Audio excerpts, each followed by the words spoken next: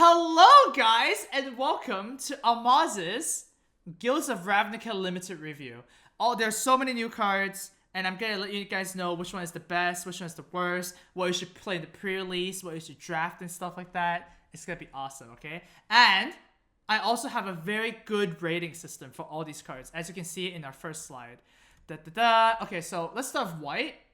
So as you can see, I sorted all the cards by their rarity and their colors, and then I listed them in 3 tiers, okay? There's the super tier, which means that these cards are always insane. Basically, you never cut them. There's the good tier, which are okay, they're alright, you know? You can play some of these, they're fillers or whatever. And then there's the yikes, which is you probably shouldn't play them unless you have like super synergy or like unless you are just scrounging for playables and stuff like that, okay? So that's how you do it. I'll go over each card very quickly, and if there's some interesting cards, I'll talk about that a little more. But the best white common is Luminous Bonds. 3 mana, you give a creature can't attack or block. That's just removal, okay? That's insane. Next up, we have 5 mana, 3/3 intrusive pack base of Vigilance. You play this, you tap 2 creatures they have. So you play this, you go face, and then you still have a 3/3. So this is like very exciting, very, very good. 4 mana 2/3 Parhelion Patrol has Flying Vigilance and Mentor. And I mean 4 mana 2/3 Flying Vigilance is already good. But then if you draft more 1 attack creatures, you can actually put counters on them, right? For Mentor. Which basically makes a big prediction. Is that I think Healer's Hawk is actually gonna be insane. It's just a 1 mana 1/1 flying lifelink. But think about it this way, right? First of all, it's lifelink. So you deal 1 damage, you heal 1. So it's effectively like a 2/1, right? It kind of like swings it. You're gaining 1, your opponent's losing 1. That's a 2-point life swing. This is also a very good target for a Mentor, because if you attack with Parhelion Patrol and Healer's Hawk, you make the Healer's Hawk a 2/2. And now you basically got a 4/2 for 1 mana. The third reason why this is really good is because it's really hard to deal 1 damage in this set. So if your opponent has to play a 3 mana spell to kill this, then you're gonna be like, holy shit, that's such a big value turn, right? So I think Healer's Hawk is a super card. Blade Instructor is also really good. It's a 3 mana 3/1 with Mentor. It can actually put counters on your 2 attack things. So I find it to be very important. This would be a good 2 attack target, right? Skyline Scout. 2 mana 2/1. When it attacks, you can pay 2 mana and give it flying. So early game is just a 2/1 whatever. Late game, you can just keep on going face. And, it's good to push in that last few bits of damage, if you may. Alright, now we have the good cards. These are fine. We have Loxodon Restorer, 6 mana 3/4 with Convoke. And you gain 4 life when you play it. So, sometimes it's mostly like a 4 mana 3/4, maybe a 5 mana 3/4 that gains you 4 life. And that's pretty damn good. So it's reasonable. Swan Companions. For 3 mana, you get 2 1/1 lifelink tokens. This is actually good in this set. It's better than in previous sets that also have this card because you can Convoke. So think of this as like 3 mana 1/1, but you also gain 2 mana, right? You play this, and they play Loxodon Restorer, you gain 2 mana. So this is actually pretty good in Selesnya. Next, we have a Take Heart. 1 mana, give a creature +2/+2. You gain 1 life for each attacking creature. The second clause doesn't really matter too much unless it's like aggro versus aggro, but it's just a 1 mana +2/+2. It's always fine. And we also have, another reprint, Righteous Blow. For 1 mana, you deal 2 damage to attacking or blocking creature. It's a bit better than this set because once again, it's really hard to deal 1 damage or 2 damage or whatever, and you have like these small stuff. So like the first one is always pretty good. Call of the Culprit destroys a creature of toughness 4 or greater. I find this to be very hard to use properly. There are some matchups which is useless. But, it's removal, so it's good. And finally, the Dev Guardian is very slightly playable. It's a 4 mana 2/4 of Convoke. I mean, it's a very normal. It's just very normal, but it's still playable. And then finally, we have the bottom tier cards. Hunted Witness is a 1 mana 1/1. When it dies, you make a 1/1 lifelink. It's way too slow and limited. I don't think it's just it doesn't do anything. Okay, like it has no impact on the board. 10th Disregard is also a 2-drop you don't really want. When it comes to the battlefield, you give something +1 toughness until end of turn. So like That doesn't do anything. And it's a 2-mana 2/2. Like, if you want 2-mana 2/2s, then play it. But there are way better things you can do it. And the last one is Candlelight Vigil. For 4 mana, you give a creature +3/+2 in Vigilance. I don't find this to be really good unless you're doing some cheesy stuff, like put Candlelight Vigil on Healer's Hawk. Yeah, it's just not worth it for the cost you're paying. So there you go. That's the white comments. And yeah, you guys need to full screen this to look at the cards. I mean, they are pretty zoomed in. All right, onwards to the white uncommons. The best white uncommon is Conclave Tribunal or Tribunal? Conclave Tribunal. 4 mana for basically an Oblivion Ring effect, right? You play it, you remove a non-land permanent an opponent controls until this leaves the battlefield. This has Convoke. So you can actually play this for 0 mana, and that's ridiculous, right? This is just removal, and it can be 0 mana removal. So obviously really good. Sunhome Stalwart, so 2 mana, you get a 2/2 first strike with Mentor. This just really gets in there, and this has first strike. I mean, 2 mana 2/2 first strike is already insane. And they put in Mentor in that, and that's like really good. Rock Charger is basically a Pegasus Courser. It's kind of like a reprint. Hello, Brendan. It's a 3 mana 1/3 with flying, and it gives something else flying until end of turn. This would be insane with like Mentors, right? Like if you have this and this, that's ridiculous because they're both unblockable. They're flying. And then the Stalwart gives the charge a counter. So I understand why this is uncommon now. Yeah, this is like really good with the Mentor cards. Inspired Unicorn is also really good. 4 mana 2/2. When it attacks, all creatures you control get +1/+1, including itself. So it's at least a 3/3 on attack, and it buffs your entire team. And there's not a lot of group-wide pumps in this format. So this is like, you really want this, because this is one of the only effects that does this effect.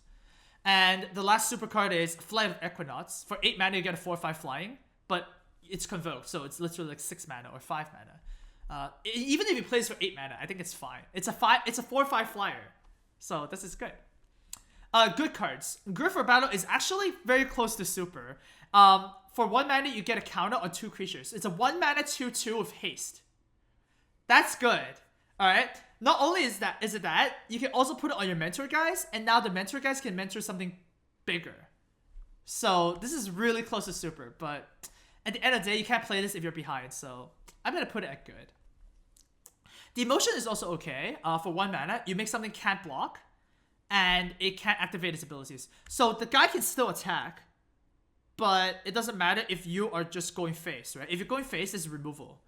So if you're heavy Boros, for example, this is pretty good. And then Crush Contraband is a good sideboard card. You exile artifact and an enchantment. So if your opponent has like a lot of these things, or a lot of Luminous Bonds, or like the blue enchantment that we're going to see later, then this is okay.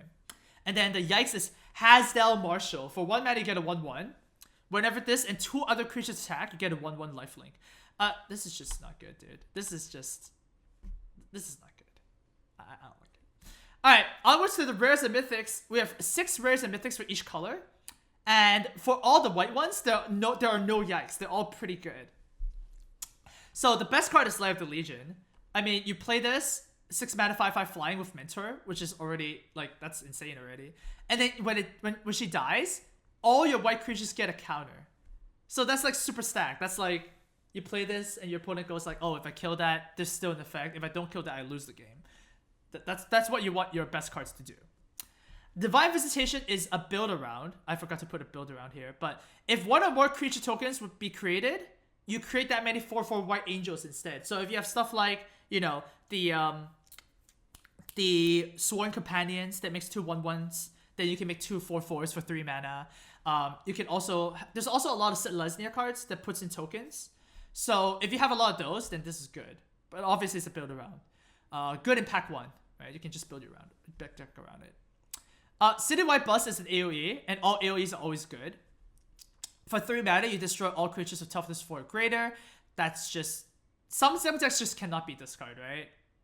So then they just get wrecked. Like the big decks. And if you're playing against aggro, then you probably want to side this out, obviously. But this is just AoE. This is just obviously good. And finally, Venerated Loxodon. For 5 mana, you get a 4/4 with Convoke. and you put a counter on each creature that convoked it. So the biggest upside is this is 0 mana 4/4 that gives 5 creatures +1/+1. Alright? And then you scale down from there. I mean, this is just so much value.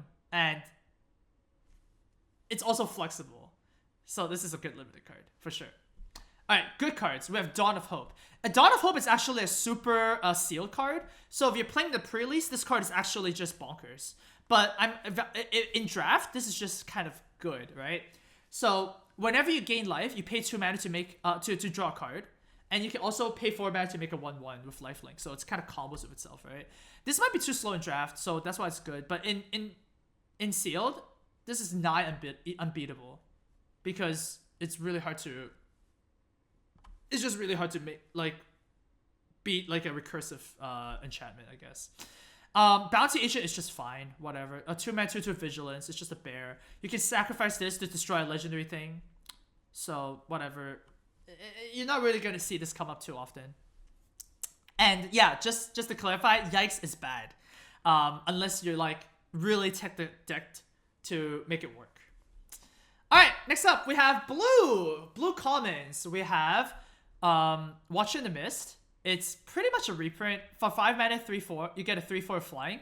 And when it enters the battlefield, Surveil 2. Surveil is look at that many cards, put any cards in the graveyard, and put the rest back in the top of your deck. So it's kind of like a scry. 5 mana 3/4 flying is already insane. And then you get to fix your deck. That's obviously really good. Yeah, it's like Cloud Raider Sphinx from Dominaria, and that card was insane. It is double blue, but it's still insane. Next up, we have Capture Sphere. 4 mana for a Claustrophobia, right? You enchant a creature, you tap it, it doesn't untap. Some reason it has flash now, which means that this is really good in aggro decks, right? You play 1-drop, 2-drop, 3-drop. Your opponent plays a 3-drop, and then you flash this. Well, okay, sorry, my bad. Let's try this again. You play 1-drop, 2-drop, 3-drop, and then 4-drop. Or no 4-drop. You just pass, and your opponent plays a card, and they can just remove it at their turn with the 4 mana. So, like, this is technically better than aggro.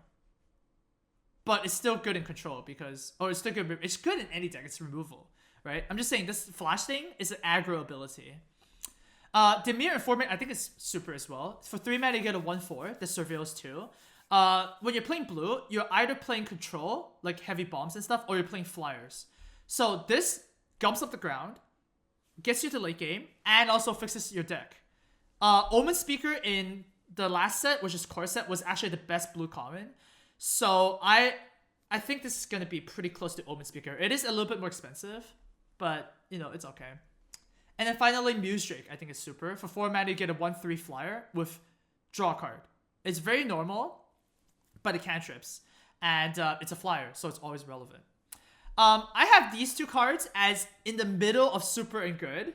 So they're like, you know, kind of super, kind of not really. But Leapfrog is a 3 mana 3/1 that is flying as long as you cast a spell this turn, right? Like instant or sorcery spells. This is a 3/1 flyer, okay? Like, this is a 3/1 flyer. And there's a lot of spells that also recur from the graveyard. So this is 3 flyer. Okay, this is good. And then finally we have Passwall Adept for the super good tier. For 2 mana you get a 1/3, and then you get to pay 3 mana and make something unblockable. 2 mana 1/3 is already good in blue, honestly. And then late game, this can just push in the last few bits of damage that you need.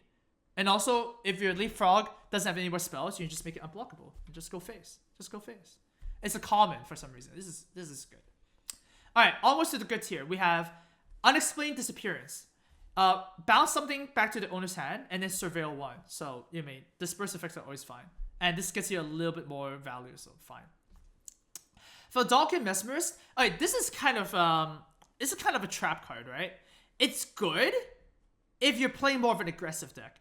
It's a little bit less good the more controller you are, because it's a 2/1, right? So you have to be careful. If you're playing this, you want to play Izzet, so blue-red, and you really want to go face, because otherwise this effect doesn't do anything.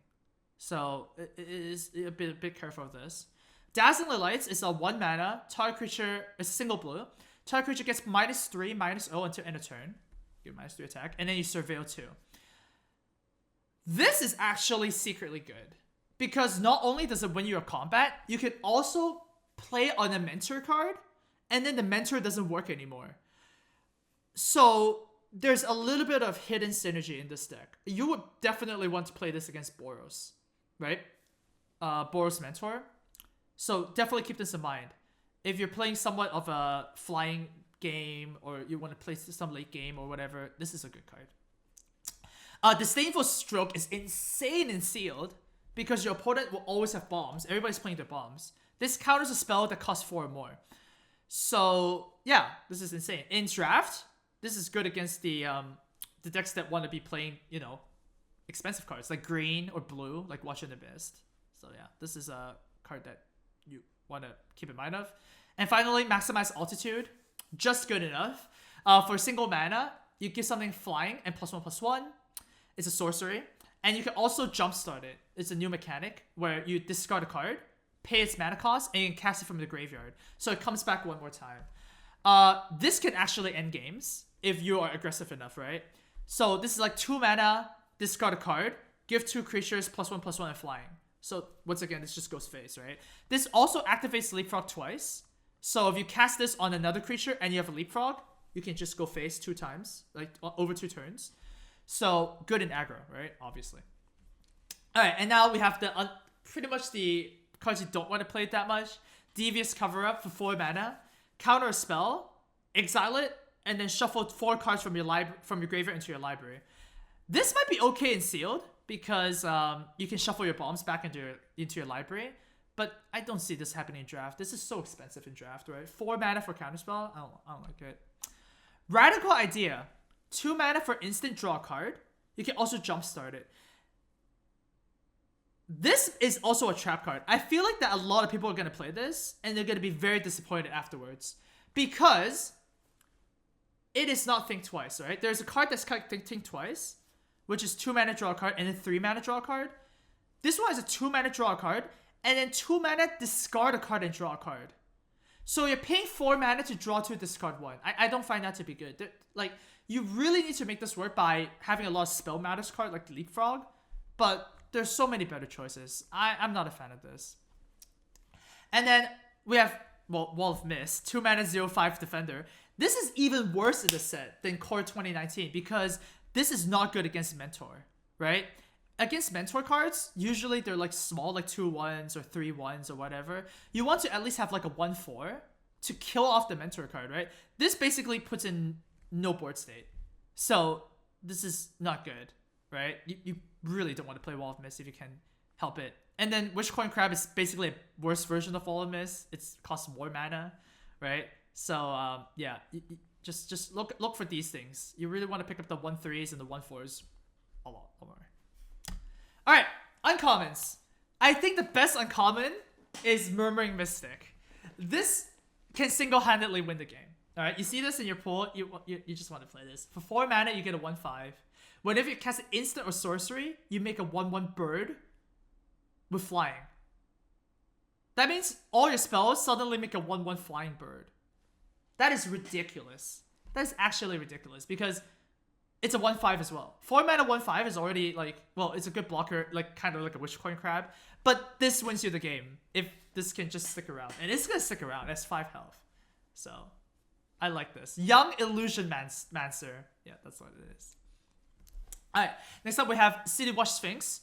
For 6 mana, you get a 5/4 flying, so huge. When it dies, you surveil too, so a little bit of added bonus there. This is just insane. This flyer kills your opponent in 4 turns, right? Your opponent has to kill it. And if your opponent kills it, you still get value. Very good. Chemist's Insight. 4 mana, draw 2 cards for instant, so that's already fine, playable. You can also jumpstart this, so you can also cast it again. This one is very, very good. Because if you can combo this with some counter spells, you can hold both of them, and then you only need to play the one that you need to play. So for example, if your opponent doesn't do anything, you can just draw 2 cards. If your opponent plays a 4 mana 4/4, then you can counter it, and then you can save this for later. So yeah, this Chemist's is good. The last super card is Select the Snare. X in the blue. You return X target creatures of the creature type of your choice to the owner's hand. So you select something like human, and then you bounce X humans back to the hand. this can just be so backbreaking against some decks. It's such a big tempo swing. You just like basically just wipe the board, and then you did spend the whole turn recasting it. Very good in aggro. Very good. Even in mid range, it's good. All right, onwards to the second tier, the good tier. Night Veil Spread is 2 mana 1/2 with flying, and whatever attacks, surveil 1. So it could still die, and you still get the surveil 1. This is just gonna get you so much fixing. Honestly, I kind of want to put this in super, because this is really similar to Scry 1 every turn, and it also gives you 1 damage, right? Like, I should actually put this in super. Now that I think about it, this card is actually just ridiculous, right? There was a card that was like this recently, Sigil Starfish. Yeah, it was a 0/3 that scries 1 when you tap it. That card is just insane, and this actually can win you the game because it's a flyer too, right? So I will put this in super. Thoughtbound Phantasm. For 1 mana, you get a 2/2 defender. That's already pretty sick. Whenever you surveil, so the surveil, any cards that have surveil, you put a counter on it, and then if you have 3 or more counters on it, it can attack as well. Honestly, a 1 mana 2/2 defender is pretty playable in blue already. But then this can get bigger. Like, if this becomes a 4/4 defender, that's pretty good for 1 mana. And you're saying that if it's a 5/5, it can attack? Yeah, if you get this, you just draft blue cards, and then it's gonna work out for you. Sinister Sabotage is actually not that good in limited. It's more of a constructed card. You have to be a bit more careful with these effects. It's a 3 mana counter spell. So it's a cancel, and you get a surveil 1. So it's a little bit better than cancel, but you have to be a bit careful with this. You would actually want to side this out against aggro. And in sealed, this is obviously much better because everybody's playing bombs. But in draft, be a little bit more careful with this. And finally, Guild Summit is a build around good card. I don't think this is good. I think this could be miserable, and I think this is okay if you have a lot of guilds. It's not busted, right? For 3 mana, when you play this, you can tap any gates you have and then draw a card for each gate. And then after this on the battlefield, every time you play a gate, you draw a card. The problem with this card is that it's so slow. It's really good in sealed, I think, because in sealed, you're going to have 6 guild gates for sure, right? But it's 3 mana. It's 3 mana, you play it. It doesn't do anything. And then if you want to draw cards off this, you have to pay more mana. So it's 4 mana, draw 1 card, or 5 mana, draw 2 cards, right? You have to tap your untapped guild gates. Which is, oh, whoops, that's click.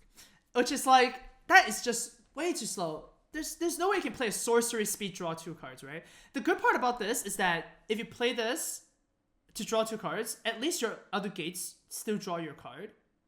But I don't see this happening. Like, your opponent has to be literally doing nothing for this to be good. Like, I am not excited to build around this card. And I don't think you should. Alright, and finally the Yikes card. This was my preview card. Enhanced Surveillance. For 2 mana, you look at 2 additional cards every time you surveil. So when you surveil 2, you surveil 4 instead. Something like that. And then you can exile this card when it's on the battlefield to shuffle your graveyard into your library. So the first effect does nothing. The second effect does nothing. You don't want to play this. This is just...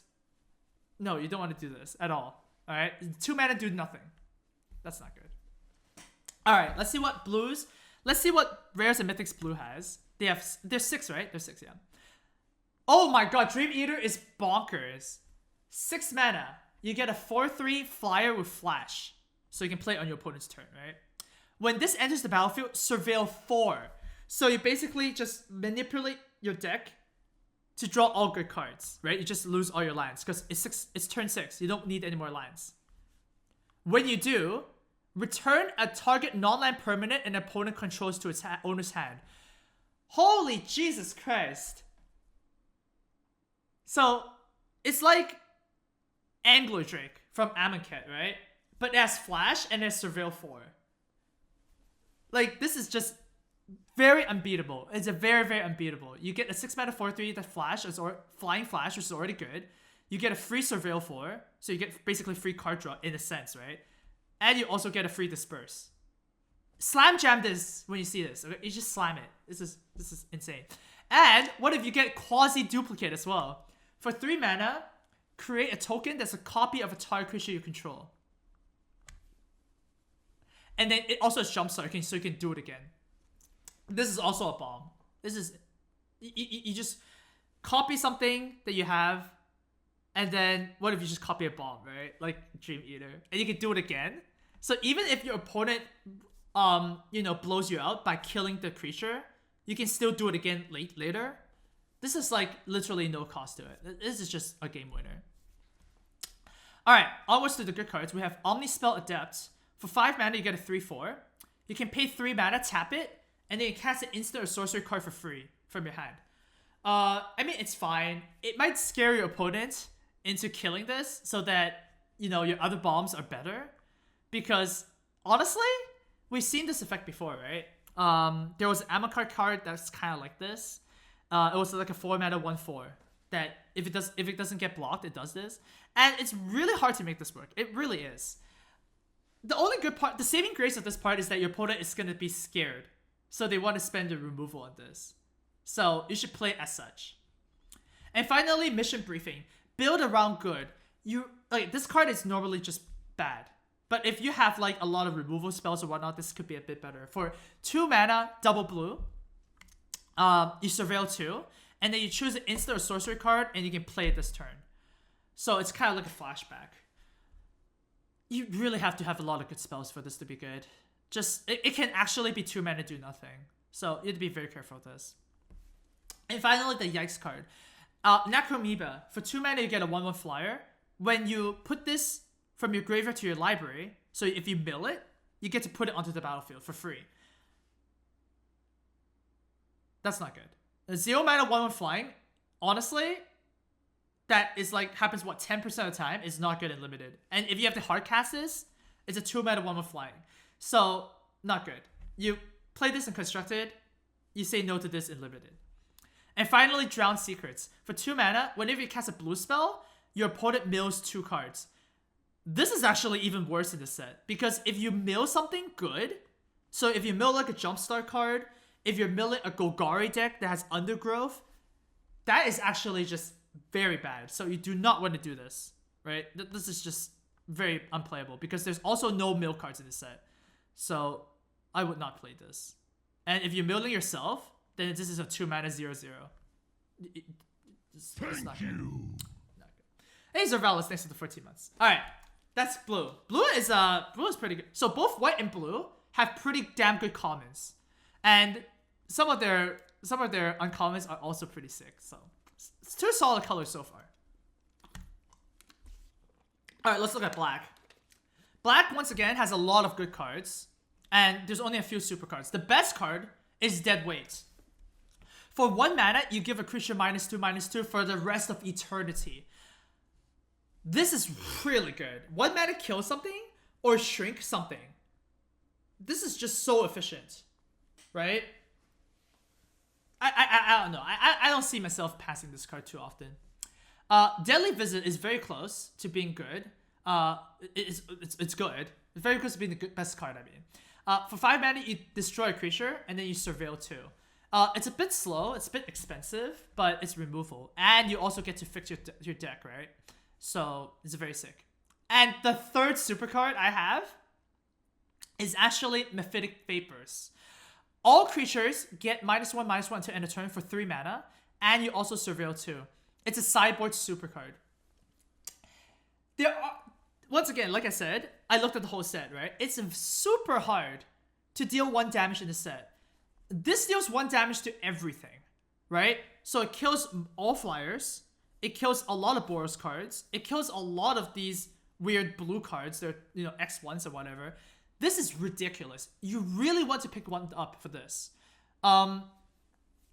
It's a sideboard card because, sometimes you play against Demir and they have no X1s and it's kind of bad. Sometimes you have a lot of X1s, so that's kind of bad. But this card is just a common board wipe.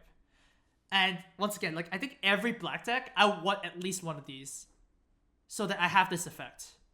This is very unique. None of these cards that are in black, or even in this set, has this effect. So you need to keep a lookout for this. This is very important. Alright, so good. These are both good cards. I just don't have enough space to fit in all these cards. Let's start with the best good card. Is Bartisan Bats. For 4 mana, you get a 3/1 flying. Flying is good, okay? It's very understated, but it's a flyer, so it's good. And once again, it's very hard to deal 1 damage. This is literally a 4 mana 3/2. Alright, it's the same thing. Spinal Centipede. 3 mana 3/2. When this dies, put a counter on a creature you control. This is a reprint from Kaladesh. And this is good. I mean, it's like a 4/3, right? You just need to play more cards. It just asks you to play more cards. And if you put the counter on a flyer, then you're really doing it. So, try to make that happen. Burglar Rat. 2 mana 1/1. When it enters the battlefield, each opponent discards a card. So it's just card advantage. It's a 2/1. So it's always fine. Like whatever. It's a good 2-drop. You know, block a card. You know, make your opponent discard a card, or even trade a card. That would be awesome. Veiled Shade is good. For 3 mana, you get a 2/2. You can buff it for 2 mana repeatedly. It's kind of like an expensive shade. This is late game is good. So it's good at 3, and it's good late game. So, you know, it's a good card. Hired Poisoner. For 1 mana, you get 1/1 Death Touch. That's never bad in limited. It just trades off something. And this might actually even be better because, once again, very hard to deal damage to minions, right? Or creatures. So keep this in mind. Severed Strands is a good way to use, you know, cards, creatures that are not really useful, like Burglar Bat. For 2 mana, you sack a creature and you destroy another creature. You also gain life equal to the sacrificed creature's toughness. So you sack Burglar Rat, you kill something, you get 1 life. You know, yeah, it's a good way to kill your shitty stuff. Dowser of Lights. 5 mana, 4/5, just a vanilla creature. This is actually pretty good in black. So, like, black doesn't have a lot of big cards. So if you're missing some black cards, especially in sealed, you should play this. And then finally, we have Moormark Painter, which my webcam is conveniently blocking. For 4 mana, you get a 2/3 with Undergrowth. So this is the first Undergrowth card. Undergrowth cares about how many creatures are in your graveyard. So this Undergrowth for +X+0 on a creature, and it gains Menace, where X is the creature cards. It's always creature cards. It always only counts creatures. This is kind of like mediocre. Even in aggro decks, this is kind of mediocre, I think. So I would be a bit careful with that. Rakdos is not a color pairing in this set. So you have to be playing black-green, or you have to be playing black-blue. And this is pretty bad in Dimir. This is okay in Golgari. So I wouldn't rate this too highly. It's just good enough for it to be playable. But it's okay if you cut this. Alright. Now, finally, we have the Yikes cards, which is the bad cards. Never Happened is 3 mana. Your opponent reveals the hand. You choose a non-land card, and they have to exile it. You can also choose the graveyard. So if they have like an insane jumpstart card, like quasi-duplicate that we saw, then you can do that. This is good. This is actually good in sealed, because your opponent's playing a lot of bombs. I don't see this happening in draft too much. This is too expensive for the effect. Childhood Night. Childhood Night is always here. It's always a Yikes card. You always never want to play it too much. It might get a little better in the set because you can put counters on it with, like, you know, Spinal Centipede or like Mentor or stuff like that. But it's always really bad. You always never want to play this. Barrier of Bones is a 1 mana 0/3 of Defender. So it's a wall. And when it enters the battlefield, surveil 1. So you do nothing for 1 mana. Basically, you don't want to play this. And finally, Fish's Rumors might be the biggest trap card ever. For 1 mana, you deal 1 damage to an opponent, they discard a card, they mill a card, and then you gain 1 life. The only way I see this happening is against a Surveil deck, right? Like, you can actually mill their Surveil that they keep on top. So that's kind of cute. But holy jeez, is this a bad card. Like, 1 mana to suck them for 1 and make them discard a card is not good enough. So, yeah, this is the biggest trap card ever. Not good. You just... The only way you can cheese this out is mill your opponent's Surveil. That's really it. Alright, black uncommons. The best black uncommon is actually quite good. Price of Fame. 4 mana for an instant. Destroy a creature. 4 mana instant destroy. That is really good. If it targets a legendary creature, it costs 2 less. So probably not going to happen in this set too much. It also has Surveil 2. So usually it's going to be a 4 mana destroy a creature Surveil 2. That's just an instant. That's just a strictly better card than the 5 mana sorcery speed destroy creature, right? That's just strictly better. But obviously it's an uncommon, so you just pick this. Just snap pick this. Understudy Necrolus can actually win the game. For 4 mana, you get a 3/3. You can pay 1 mana, sack another creature, put a counter on this, and it gains menace. So when you have this on the battlefield, your whole game plan pretty much becomes play a creature, sack it to this, put a counter, attack. Next turn, play a creature, sack that thing, attack with this, it gets bigger. Your opponent has like such a big pressure to kill this. And if you support this with like removal spells and stuff like that, that'll be really good. This also activates your bad cards, such as like the burglar rats, right? This makes them a lot better. So it's a good win condition. Playcrafter is always good. 3 mana, you get a 3/2. Each player sacrifices a creature or planeswalker when you play this. So when you play this, he has to sacrifice himself. Unless you have something smaller, right? And then, each player that can't discards a card. So you can also play this when your opponent has an empty board to make them discard a card. So it's a very flexible flashback Marauder that we saw before, or like Merciless Executioner. Like we saw these effects before, right? This is way better. It's bigger, it's better, and it's more flexible. So it's nice. And finally, Pilfering Imp is a super card as well. It's a 1 mana 1/1 flying. Usually 1 mana 1/1 flying has to have a little bit more, you know, kind of gets blanked out late game. But this does not get blanked out late game. Yeah? For 2 mana, you can tap it, sack it, and then you get to Thought Seize your opponent. You get to look at their hand, discard an online card. That is super good.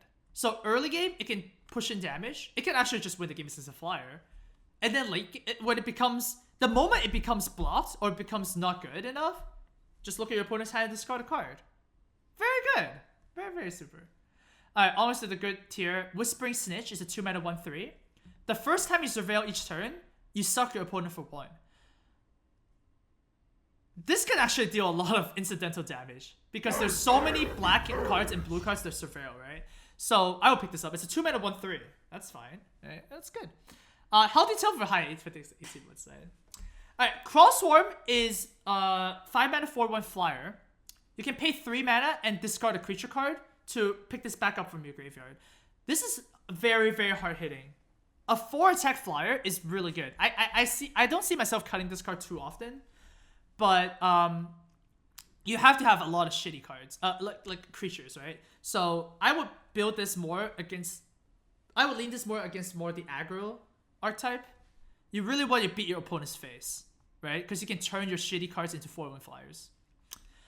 Necrotic Wound is a single black, and it undergrows. Target creature gets -X until end of turn, and if it dies, you exile it. Obviously not a turn 1 play because you have no creatures in your graveyard, but it is a very good tempo swing, right? You at turn 5, you play this, and they play a 4-drop, for example, and that swings the tempo to your favor.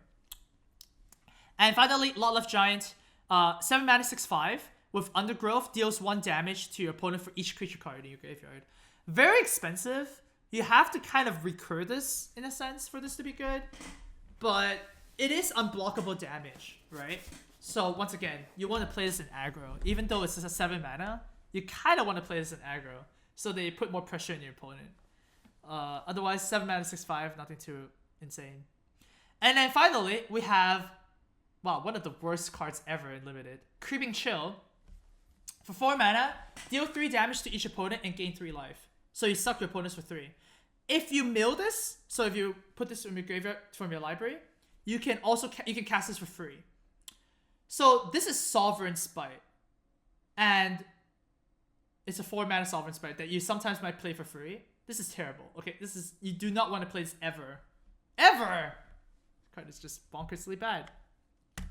Alright. Onwards to the black rares and mythics. There are 4 super cards. So if you open any of these black cards, you really want to be black, yo. First of all, Doom Whisperer. I'm sure you heard of it if you look at the spoiler set. It's 5 mana for a 6/6 flyer and trampled demon. What is the downside? Because demons usually have downsides, right? It doesn't. It has an upside. You pay 2 life to surveil 2. So you drop this and your opponent doesn't kill it, they die. If your opponent kills it, you can surveil 2. You still get value. But your opponent, how does your opponent kill a 5 mana 6/6? Flying and trample. Your opponent can't even chump block this. Like, yeah, one of the best cards in the set. Blood Operative is a 3 mana 3/1 lifelink. 3 mana 3/1 lifelink. That's already pretty sick, right?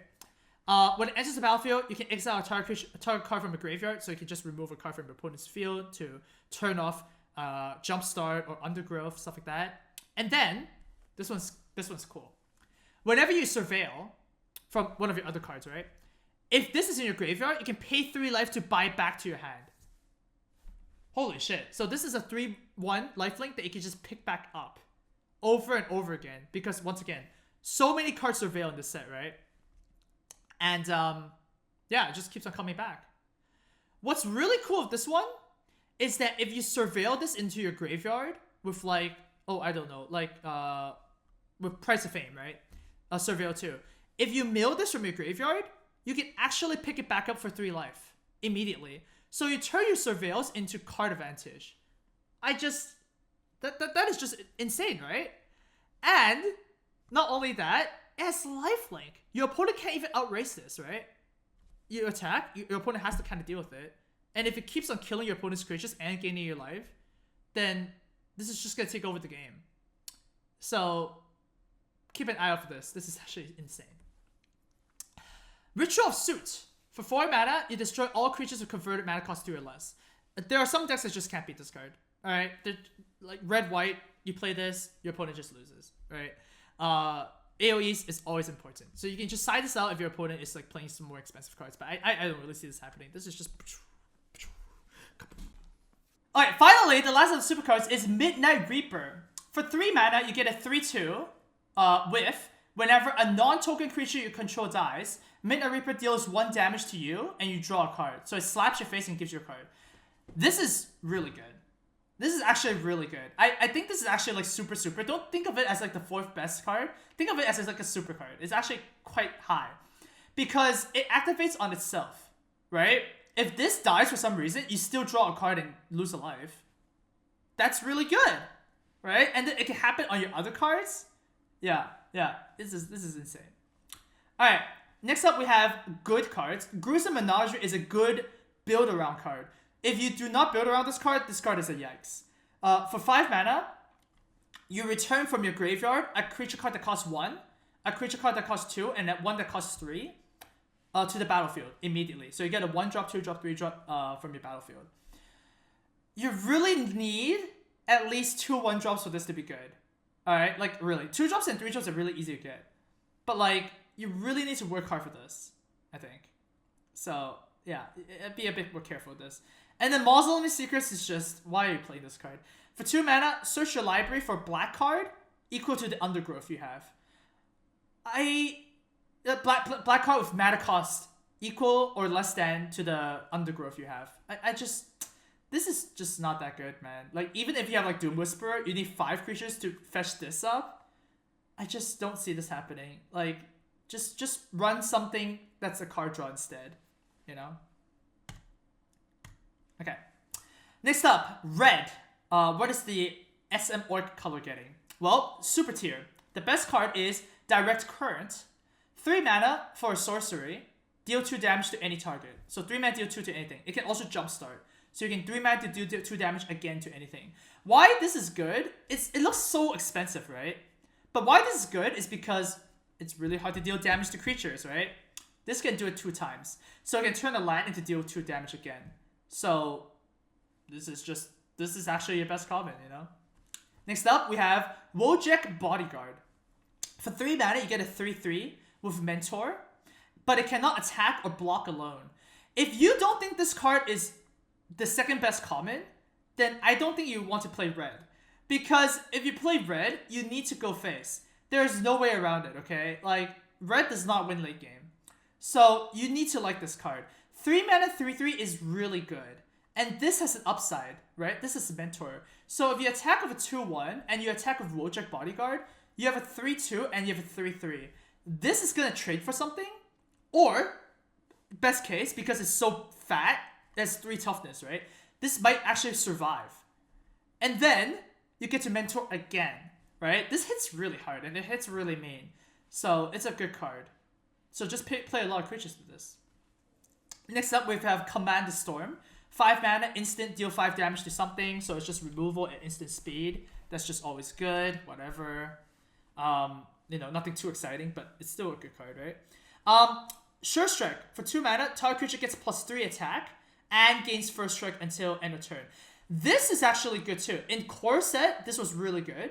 And I'm gonna assume that this is also really good in Ravnica because of Mentor, right? You attack with a Mentor, your opponent wants to block your Mentor card, and then you Sure Strike it. Not only do you kill your opponent's creature, you get to keep your Mentor card as well.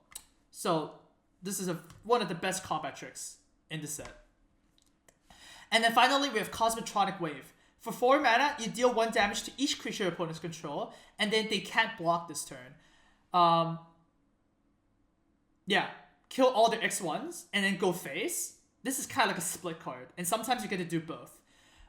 It's important to note that even if they flash a creature in, they still can't block with that creature. So when you play this, and you go face, you most likely are going to push a lot of damage, unless your opponent have a removal spell. So do keep this in mind. It is really good. Alright. Next up, Rubble Pelt Boar. For 4 mana, you get a 3/3 pig that gives another creature +2 attack until end of turn. So 4 mana 3/3, whatever, like, you know, it's a small creature, but it does push, you know, it does make your small creatures a little bit more relevant. So, you know, things that pop your other creatures are always good. Okay? That's just how it is. Maximize Velocity is a build around good card. This card is bad if you don't build around this, right? For 1 mana, you get a sorcery that gives a creature +1/+1 haste, and then you can also put it from cast it from a graveyard with Jumpstart. Best case situation with this, you play a 1-drop, you play another 1-drop, you maximize Velocity that 1-drop, and then you Jumpstart the other 1-drop, and then you bash in with the team. That is the best case. It requires a lot of cheap cards, and it requires you to have a very low curve, right? So it's definitely a build around. So for most people, I would say don't play this card, but just recognize that this is really threatening. Like, if this is in your opponent's graveyard, you are actually under a lot of pressure, especially if you're in low life, right? Your opponent can actually make any creature haste. So you just have to be on the lookout for this. There's a lot of potential for this card to be super good. Fire Urchin is a 2 mana 1/3 of Trample. Whenever you cast an instant sorcery, it gets +1 attack at the end of turn. The reason why this is okay is because there's Mentor, right? It's a very good Mentor target. If you make this a 2/4 with this ability, then it's actually quite relevant, right? So you want to pair this with Mentor. Ordinary Goblin, 2 mana 2/1 Goblin Warrior with if it gets blocked by combat. So if this blocks or this gets blocked, it deals 1 damage to that creature. So once again, very hard to deal 1 damage. It is just fine. It blocks X1s really well, and it goes face pretty well. It can also kill 3/3s, right? So keep that in mind. Bargy Sergeant, for 5 mana, you get a 4/2 haste with Mentor. This actually puts a lot of pressure as well, right? You actually put 5 power on the board. It's a 4/2 haste that mentors something, so you get another counter. Good top end if you're playing a very cheap deck. Fearless Halberdier, 3 mana 3/2 vanilla card. I mean, that's never bad in red. You know, you always kind of play that. And then finally, we have a Locksmith. For 2 mana, you get a 2/1. When this attacks, creature's defender cannot block.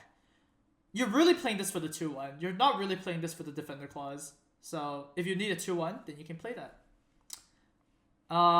Next up, we have the Yikes section. Torch Courier is not good. It's kind of like a trap card, I think. For 1 mana, you get a 1/1 haste. You can sacrifice this to give something else haste. Yeah, 1 mana 1/1 on the ground is not good. I would not want to play this unless, yeah, once again, you really want to like maximize velocity. I mean, I can't see this happening. I really don't see this happening. This is, yeah. Maniacal Rage is a 2 mana enchantment. Give a creature +2/+2 and can't block. So you're usually using this on your own creatures to bash in face a little bit more, or you can use it on your opponent's creature to kind of like kill them. Yeah, you have to be a bit more careful with this. I think this is now that I think about this more, this might be good, like in the lower tier of good, because it still like puts a lot of pressure on your opponent. But yeah, I'm not really crazy about this.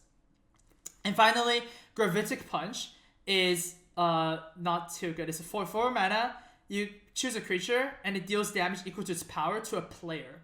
So it's kind of like a Lava Axe, but you can also jumpstart it. Sure, you can have situations where, you know, it's a board stall and you need to play this to deal in the less amounts of damage. But if there's a board stall, then I think you're doing something wrong. Right? Like, you need to go face. I think Cosmotronic Wave is just way better for this like kind of effect. You just bash with your creatures, you know? Alright. Best uncommons. The best uncommon is Lava Coil. 2 mana, deal 4 damage to a creature and exile it. 2 mana, deal 4. That's good. That is just fine and dandy. Very cheap. Hellkite Whelp is also really, really good. 5 mana, 3/3 flying dragon that deals 1 damage to a creature when it attacks. Very good picking off all the X1s and whatnot. You can also like just get rid of 1/1 flyers really easily. And it's a 5 mana 3/3 flying, so very, very super. And then finally we have two more. And then we have Inescapable Blaze, 6 mana that deals 6 damage to any target, so including face, and it cannot be countered. So super good top end if you're doming your opponent. And finally, Smelt Ward Minotaur is also very good. For 3 mana, you get a 2/3. Whenever you cast an instant or sorcery, one of your creatures your opponent controls cannot block. So this is a good reason to run the maximize velocity, right? Because you can play more spells. Anything that just makes your opponent can't block is just good. So this is just good. Play spells, bash face, be happy. Alright, almost to the good cards. Goblin Creator Maker. For 2 mana, you get a 2/2 Goblin that you can pay 1 mana and sack it to either deal 2 damage to a target creature or destroy a colorless non-land permanent. So basically artifact in the set, right? Whatever. 2 mana 2/2. You can sack yourself to deal 2 damage. That's fine. That's reasonable. Whatever. Goblin Banneret. 1 mana 1/1. That's Mentor. So you go like, oh wait, why does a 1/1 have Mentor? That's kind of weird. Oh, it has an activated ability. 2 mana. It gives itself +2 attack. So you want to play this 1 mana 1/1, and when it's relevant, you can pump it, attack with it with Mentor, and then put a counter on something. You know, so it's a little bit more relevant. It's a good mana sink, but yeah, just know that this might be too slow in draft. This is good in sealed because it has a pump effect. Next up we have Street Riot. For 5 mana, you get an enchantment that all creatures you control get +1 attack and trample. I mean, I guess this is fine. It's very expensive for its effect. It does have trample though, so if you have a lot of big attack guys, like, you know, the Barging Sergeant, then this becomes a little bit better. But yeah, just once again, don't play too many expensive cards with this. And then finally, Book Devourer. 6 mana 4/5 with trample, and when it deals damage to a player, you can discard all the cards in your hand and draw that many cards, so you can filter out. This is probably really good in sealed because it just refreshes your whole hand, right? Otherwise, I think this is just very mediocre. In draft, it feels very mediocre, but it seems like a good sealed card. And finally, Electrostatic Field is a Yikes card. For 2 mana, you get a 0/4 wall that whenever you cast an instant or sorcery, you deal 1 damage to an opponent. This is not good, right? This is like a very bad version of Thermal Alchemist because you need spells to make this work. This just sits there and does nothing. So like, what? You play this, you deal 4 damage to your opponent, and then it's a wall. It can't attack itself. No, I am not interested in this. This is blech. Alright, onwards to the Mythics and Rares of Red. There's a lot of Yikes cards, but let's start with the super cards. Legion Warboss. For 3 mana, you get a 2/2 of Mentor. And then, at the beginning of combat, you make a 1/1 that attacks if able and has haste. That's really good. So this just sits there and keeps on making 1/1s. If your opponent has no blockers, this can also attack and make your 1/1 a 2/2. And it just keeps on making stuff. So it really demands a very big answer that you need to answer. So this is really good. This is first pickable for sure. Arclight Phoenix is actually a mythic. For 4 mana, you get a 3/2 bird with flying and haste. And then if you cast 3 or more instant and sorcery spells, you can return it from your graveyard to the battlefield, and you can attack with it. You're really just playing this for 4 mana 3/2 flying haste. You know, that's just really what it is. And it's a super card because you can just attack. Just go face. And that's good. You're really not triggering the second ability in limited. At least I don't think so. Alright, almost to the good cards. Runaway Steamkin. For 2 mana, you get a 1/1. Whenever you cast a red spell, if it has fewer than 3 counters, you put a counter on it. So it can grow up to a 4/4. And you can remove 3 counters to add 3 mana. This second phrase is more for constructed. You're not really going to be doing this. You're not really going to make a 4/4 1/1 just to add more mana. That's rarely going to happen. A 2 mana 1/1 that grows to a 4/4 is pretty good. So yeah, you best play this on turn 2, and then you get a 4/4. So that's awesome. And then finally, lots of yikes cards. Risk Factor for 3 mana. It's an instant, right? You can have your opponent hit themselves for 4, and if they don't, you draw 3 cards, and then you can jumpstart this. So 3 mana deal 4, and then 3 mana deal 4. That's actually pretty reasonable if your deck is super aggressive, but most likely it's not going to do anything. So I would not recommend putting this card in your deck. Next up, we have Erratic Cyclops. For 4 mana, you get a 0/8 trample that gets plus X attack until end of turn, where X is whenever you cast an instant or sorcery, and it counts the mana cost. Oh boy. I mean, this is not that good. It's interesting to see. So chat is telling me that this works with Mentor really well, and I will have to agree with that. This does work well with Mentor. But it's a 4 mana 0/8 that needs activations, and I think that's like not good enough. I would rather play a 3 mana 3/2 over this, honestly. If you're control, I guess you can play this as a wall, but like, yeah, I don't really see this as being good. Okay, fine. Maybe I see this good as a control card. It's not really an aggro card. Okay, I'll put it as good, as like more of a control mid-range card that can cast a lot of instant spells, so it can block something, you know, play a 4 mana instant, make it 4/8, kill something, you know. Okay, I'll upgrade this to good. And then finally, Experimental Frenzy. 4 mana. You can look at the top card of your library and play that card if you want. So you can play your top deck. You cannot play cards from your hand. So it's disabled whenever you have this. And you can pay 4 mana to destroy this, so you can play cards from your hand again. Oh man, this is super slow card advantage. I mean, I really don't see this happening, even in sealed. It's so freaking expensive. 4 mana, you get to play, well, you know, creatures from your top of the library. Okay, sure, that's a good thing. And then you have to pay 4 mana to activate your hand again. Ugh, I don't think I like this. This is not unlimited. This card is just not happening there. Alright. Whew! Alright, onwards to green. Let's go. Green has a few good super commons. Siege Worm is the best common. 7 mana for 5/5. It has Convoke and it has Trample. So it can come in ahead of schedule. And it has Trample, so your opponent can't really ignore it. That's good. Vigaswar Worm is also really good. For 6 mana, you get a 6/4. It cannot be double blocked or triple blocked. It can only be blocked by a single creature. So that's pretty good. So it can only be chump blocked.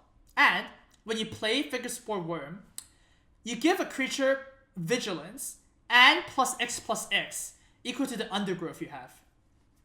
That's really good. Like, if you give a creature +3/+3 in Vigilance, not only do you put in a lot of pressure, but that creature can also block.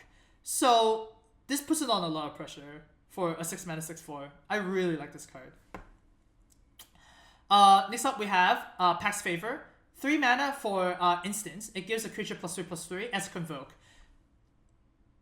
Because this card exists, anytime your opponent has 3 green creatures, or a green creature and 2 other creatures, basically whenever your opponent is playing green, you have to be very careful.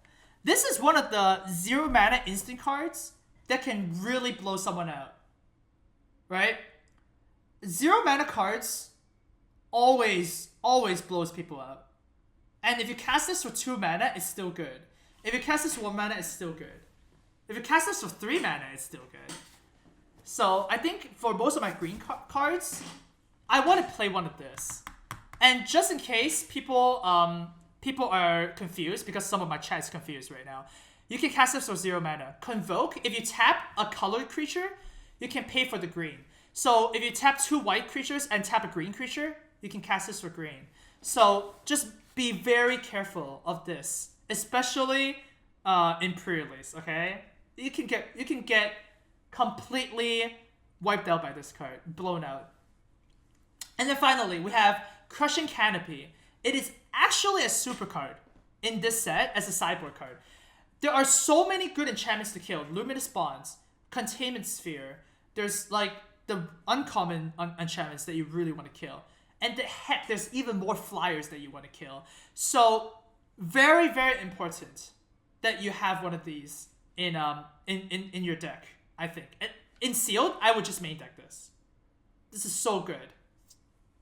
Alright, almost to good green cards. We have Iron Shell Beetle. Weirdly enough, this is a good card. This is the best good card out of all these because not only does it make your other creatures more relevant by putting a counter on them, this also helps Convoke. Having a 1/1 creature in this set is going to be relevant because of Convoke. So this upgrades one of your other cards, and it's a mana dork. And worst case situation, it can just put a counter on itself. So it's a 2-mana 2/2 at worst, and that is a good card.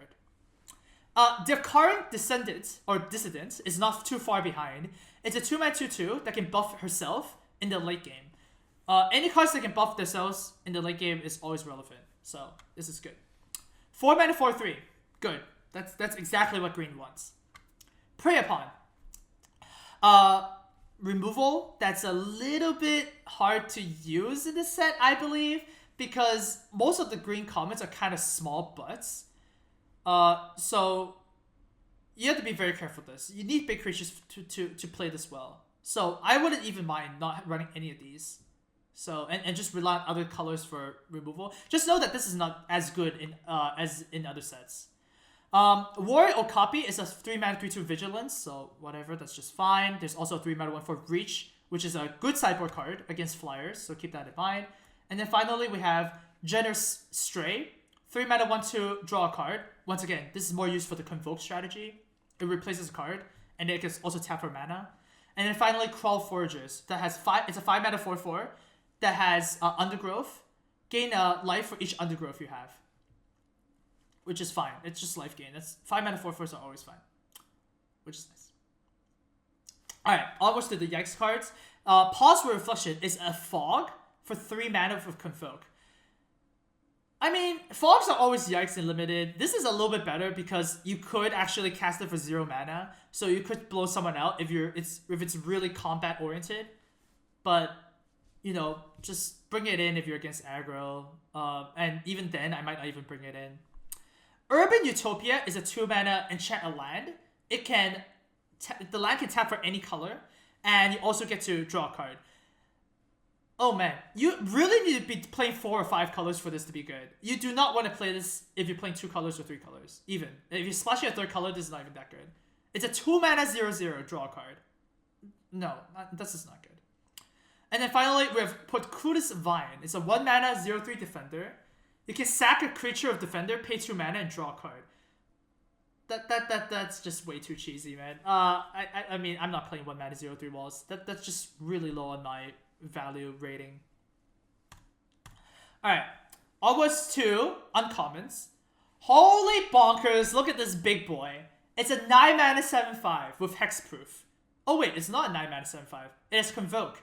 So you play this card, you win the game. Because hexproof is bonkers, okay? This is a very good reason to play all those small minions that are like, that doesn't do it to like 1/1s or whatever, right? So, yeah. District Guide. For 3 mana, you get a 2/2, and then when this enters the battlefield, search your library for a basic land or a gate card and put it into your hand. That is really good. District Guide is nutters, right? Civic Wayfinder is already really good. It's already playable. District Guide can actually help you find gate cards, and because each pack has a gate card, this actually just fixes your mana very nicely, right? And it's a 3 mana 2/2. 3 mana 2 to draw a card is really good. 3 mana 2 to draw a gate card is even better. And you don't cut this in green. You just don't cut this in green. Infectionate Indrik is a 6-mana 4/4. When it comes to the battlefield, hug a creature you don't control. So when you hug it, you fight it. So a 6-mana 4/4 that just kills a creature is really, really good. do keep in mind that this is a May ability, so just remember that you don't have to fight. And yeah, this just kills something. That's fine. That's really good. Might of the Masses. Insane in the set. For 1 mana, give a creature +1/+1 for each creature you control. Green is gonna have a lot of shitty minions, alright? And this just wins the game. You attack with everything, you play this on the creature that they didn't block with, boom, 1,000,000 damage. Okay? Very nice. Also good on defense. And finally, Crawl Harpooner is also a super card. For 2 mana, you get a 3/2. It has reach. That's insane. It also has a bonus. When this enters the battlefield, it gets +X equal to the number of undergrowth you have. And then it can target a flying creature and fight it. So this is a plummet or a 2 mana 3/2 reach. That's insane. That's actually just insane. This is very good and constructed. But in limited, you're always gonna play this. 2 mana 3/2 is insane. And it can actually kill a flyer as soon as you play it. Very sweet card. Alright, good cards. What do you have? Sprouting Renewal. For 3 mana, Convoke. Okay, so this doesn't have to be 3 mana. You either make a 2/2 of Vigilance, Knight, or you Naturalize. Destroy target artifact or enchantment.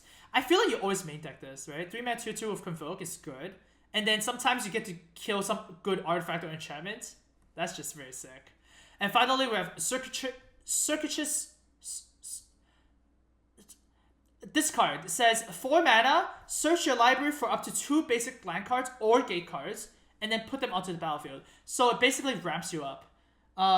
It can search for gate cards, which is kind of cool, but just do keep in mind that if you don't have a lot of expensive cards, don't play this card.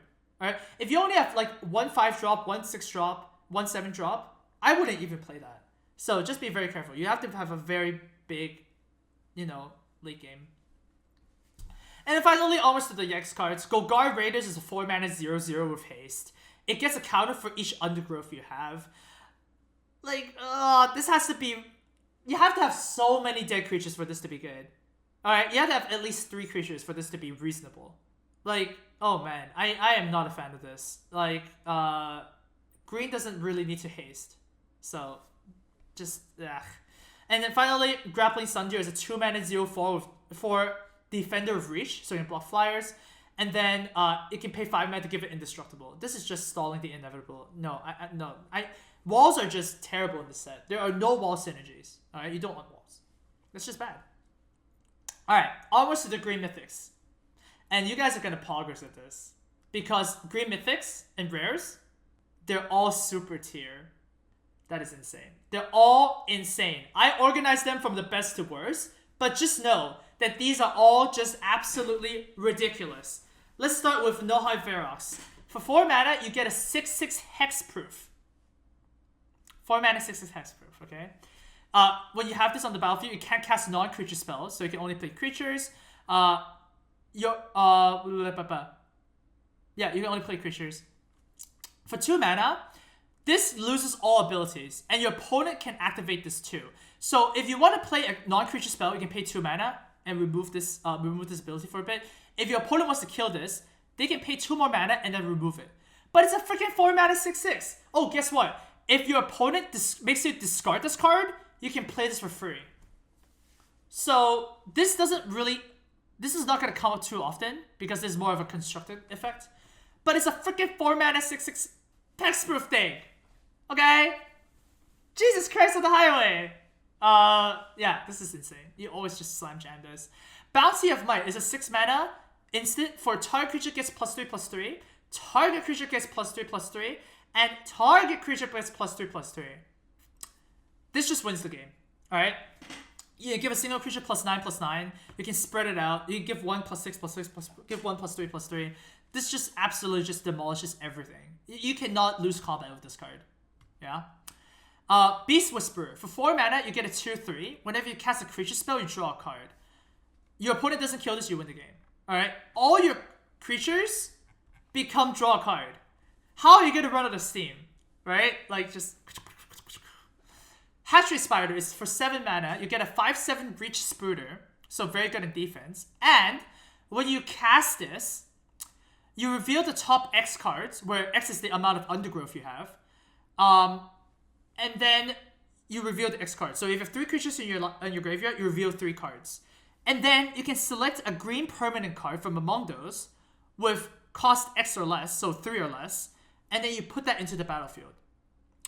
This is the simplest 2-for-1, right? You have having 3 creature cards in your graveyard is pretty reasonable, right? So you play a 7 mana 5/7, look at the top 3, and then you get a free 3 drop. And that's just for 3. Imagine if you have like 5 creature cards in your graveyard, right? This is the easiest 2-for-1 ever. Insane. Draft more creatures. Holy shit. Next we have Pelt Collector. For 1 mana, you get a 1/1. And whenever another creature you control enters the battlefield or dies, you put a counter on this. If its power is greater than Pelt Collector. So if you play this and they play 2/2, then 2 is greater than 1, it's a 2/2. And they play 3/3, it's greater than 2, you put a counter. And then, as long as this has 3 or more counters, it's trample. By the way, this doesn't stop growing when it's a 3. It can grow bigger than that. It's just, whenever it's a 4/4 or greater, it's trample. So, if you play this on turn 1, then your opponent's just going to go like, oh shit, this is going to be huge, right? And finally, we have Vivid Revival for green. That is a build around super. Return up to 3 target multicolored cards from your graveyard to your hand. Exile Vivid Revival. So you can't pick it back up again and play it. This is a 5 mana draw 3. Oh, sorry. Let me rephrase this. This is a 5 mana draw 3 real cards. When you play something like 5 mana draw 3, sometimes you're gonna draw lands, right? This not only draws 3 actual cards, it draws you the 3 best cards you have because it's multicolored. We're gonna see the multicolored cards afterwards. This is actually a very good segue. I planned this because the multicolored cards are going to be shown afterwards. But man, this is just a bonkers. You play this, you can't lose the game afterwards if you can stabilize, right? This is just way too much value. Ridiculous. Just so people know, there is an Impervious Great Worm. People are asking about this. It's a 16/16. It is not unlimited, okay? You cannot open that card in a pack. So that's why it's not in my rating system. But yeah. Alright, well, almost to the multicolored cards. Because as we know, Ravnica is a multicolored set. And we will see why multicolored is so important. Because all the cards you're going to look at are going to be really good. Alright, you really want to play multicolored cards. We'll start with Selesnya. Selesnya has no Yikes cards. They're all playable, which is already saying something. Alright, let's start with the best of the best. March of the Multitudes is super. For X, green, double white, okay, so very high mana cost, you get to make X 1/1 white soldiers with lifelink at instant speed. Oh, by the way, it also has Convoke. This is Fireball. This is Fireball. Remember how Fireball is one of the best cards in Limited? This is Fireball. You cast for X, you spend all your mana, you tap all your creatures, you make that many tokens, and then you go face. Kaboom, they die. Alright? Holy Jesus Christ, this is insane. I'm smaller for this time. Alright, Motion O2's instant slam jam first pick. Next up we have Trostani Discordant. So 5 mana, you get a 1/4 Dryad with other creatures you control get +1/+1. So it's a Lord effect. When you play her, you get 2 1/1 white soldiers with lifelink. So they're 2/2s because of this effect. And at the beginning of your end step, each player gains control of all creatures they own. This doesn't really come up that often. There's only 1 mind control effect in this set. So this is basically, you should just basically ignore this. But holy Jesus Christ. This is a Lord effect for all your creatures. And it also makes 2 1/1s for you. So man, this is just gonna, you're just gonna get bored. This is just bored. Very good. Next up we have a Knight of Autumn. For 3 mana, you get a 2/1 that you can make either a 4/3, put 2 counters on it. You can either destroy an artifact or enchantment, or you can gain 4 life. You just, I don't see you cutting this ever. When you can snipe an artifact or enchantment, you feel like you're just kind of like cheated, right? Because you're playing a 4 mana 4/3 that was not supposed to get this effect. And if you're dying somehow to Boros or something, you can also get gain 4 life. But I assume that you're going to play the top 2 effects more often. This is just super versatile, and it's even insanely constructed, right? But this is really good limited.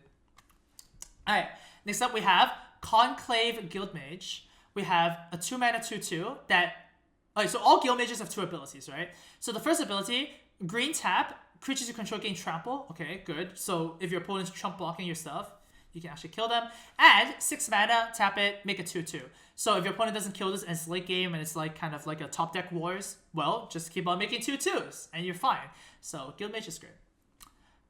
Next up, we have Conclave Cavalier. There is a cycle of these cards where it's very color heavy. So green, green, white, white. 4 mana, you get a 4/4 Vigilance. When this dies, you make 2 2/2s Vigilance. That's a lot of value in one card. But of course, it's really hard to cast. So if you're playing this, make sure you can cast it well. It's a really strong card if you can cast it. Next up, we have Amara, Soul of the Accord. For 2 mana, you get a 2/2. Okay, that's good. You know, that's the rate. Whenever she becomes tapped, Amara makes a 1/1 white soldier creature token of lifelink. So not only whenever she attacks, you make a 1/1. Whenever you make a convoke thing, she also makes a 1/1. So you drop this really early on. I think you're just gonna make too many tokens for your opponent to deal with. And once again, why tokens are good in this set is because they make mana, because there's convoke. So MR is pretty good. And finally, we have Ledev Champion. We have it's a 3 mana 2/2 with whenever this attacks, tap any number of untapped creatures you control and it gets +1/+1, so it can become really big. And it also can make 1/1 creature, so lifelink guys for 5 mana. So once again, token generation is good. This can also attack, punch through a board if it's a board stall. So all around a very good card. Alright, almost to the good cards. What do we have? Camaraderie is a 6 mana sorcery. Gain X life and draw X cards, where X is the number of creatures you control, and then creatures you control get +1/+1 in a turn. Okay, this just wins the game. Why this is only good is because it's really bad. It's really bad if you have no creatures, right? Obviously, but if it's a board stall, this just wins the game. So that's just awesome. Okay, it's just ridiculous. Draft board, like you don't need to even draft around this. If you gain 2 life and draw 2 cards, that's actually like fine already for green white with a color combination that normally doesn't draw cards. And with Convoke, I don't find putting creatures on the board pretty hard. Alright, next up we have Roan's Main Centaur. 5 mana 4/4 for Vigilance guy and has Convoke. So once again, very cheap. Just play it early on. Nice. Join Shields. For 5 mana you get an instant ability. Untap all creatures you control. They gain hexproof and indestructible into end of turn. So if your opponent plays a board wipe, or if the opponent plays an attacks you, if you're all tapped out, you play this. Jabaited. They just lose all their cards. So this is also really good. This is just good on offense, on defense, on board wipes, on removals. This just works. And you only really need one of these. Second one really goes down in value because, you know, it's still a an effect that you can't just play whenever you want, right? Next up, World Soul Colossus. X green white that comes into play with X counters and has Convoke. So it's a really just a big fatty, whatever. I would think of this more like it's an IV elemental where, you know, it's just, think of it as just pay X and it has X counters because you probably have 2 creatures randomly anyways, right? So this is just a big dum-dum, but it's fine. That's what Celestian wants to do, right? Just play a big dum-dum. Alright, Centaur Peacemaker is a 3 mana 3/3 with each player gains 4 life. This is actually better than you think because if you're against aggro, if you give each player a funnel cake, then it's actually good for you because you want to maintain a board where it's just like a really big board and just bash in everything, right? So gaining the life for yourself is usually better than gaining the life for your opponent. So this is reasonable. And it's a 3 mana 3/3. What do you want? Summoner Woodshaper. For 4 mana, get 2/1. Look at the top 4 cards and then put a creature or enchantment to your hand. So it's a 4 mana 2/1, draw a card, but once again, you get to guarantee that the card is good. So it's a little bit better than draw a card. It's good. It's fine. Yeah, you would play this, especially if you have like bombs like Tristani. And then finally, For Nani's Shieldmate, it's a 2-mana 2/2 Vigilance. You know, this is kind of boring. You probably don't want to play this if you have better cards, but you know, it's still good. Like, it's borderline good. And of course, finally, we have split cards. Split cards are returning to Ravnica, and each guild has 2 split cards. One that's rare and one that's uncommon.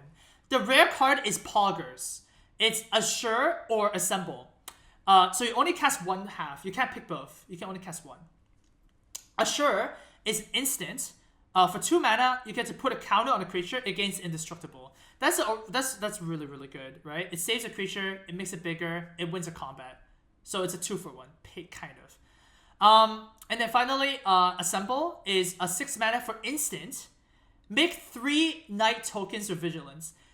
I don't know why this is instant. That is actually insane. Like, how is this instant? You can actually ambush your opponent with 2/2 green white knights, and 6 mana for a 6/6 split across 3 creatures. Once again, it's really good for Convoke, right? So both halves are really, really sick.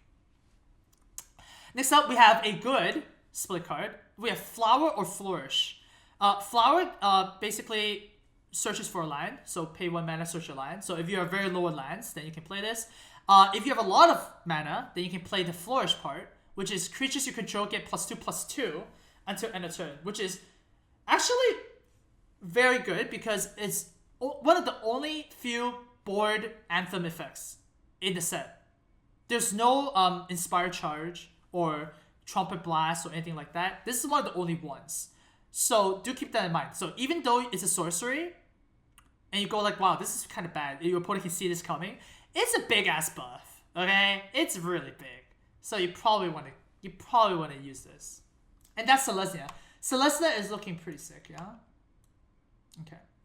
Onwards to my favorite guild, Dimir. God damn it, this just. Alright, I'm gonna hide this for a bit, okay? Because we're gonna look at the other cards first. Alright. Dimir, what do we have? The best card for Dimir is Thief of Sanity. For 3 mana, you get a 2/2 flyer. Whenever it deals damage to a player, they exile. Wait. Yeah. Okay. Let's rephrase this. God damn it. Whenever you deal damage to a player, you look at the top 3 cards and steal one of their cards, face down. The other 2 cards go to the library. The stolen card you can play anytime you want, and you can use any color you want. So even if you steal like a green card, you can pay black mana for the green card if you want. That's actually just bonkers. Because it's 3 mana 2/2, draw a card every time you hit your opponent. And you get to choose one of the best cards out of their deck. So, yeah. I don't see how you can lose if you can just draw a card every turn and this doesn't get killed immediately. So, Thief of Sanity is insane. Next, we have Etrata. Etrata the Silencer. 4 mana, you get a 3/5. She cannot be blocked. When she hits your opponent, you exile a creature your opponent controls, and they get a hit counter. If they have 3 hit counters, they lose the game, but that doesn't really matter. The more important part is Etrata's owner shuffles Etrata into their library. So think of this more as like a slow removal spell, okay? So you pay this 4 mana 3/5, you attack with it, they take 3 damage because she's unblockable anyways, and you get to exile one of their cards. And then she shuffles back to your library, you might draw her again, you might not, whatever. But this is a very slow exile effect. And removal is good, okay? Why this is good too is because your opponent has to play a creature. If your opponent doesn't play a creature, she can just keep on attacking for 3 damage because she doesn't go away if she doesn't have anything to exile. So it does put a lot of pressure for your opponent to actually do something. And of course, the hidden mode of this card is that you don't have to attack with it. It's a 4 mana 3/5 blocker too. So add all these up, you have a very good card in your hands.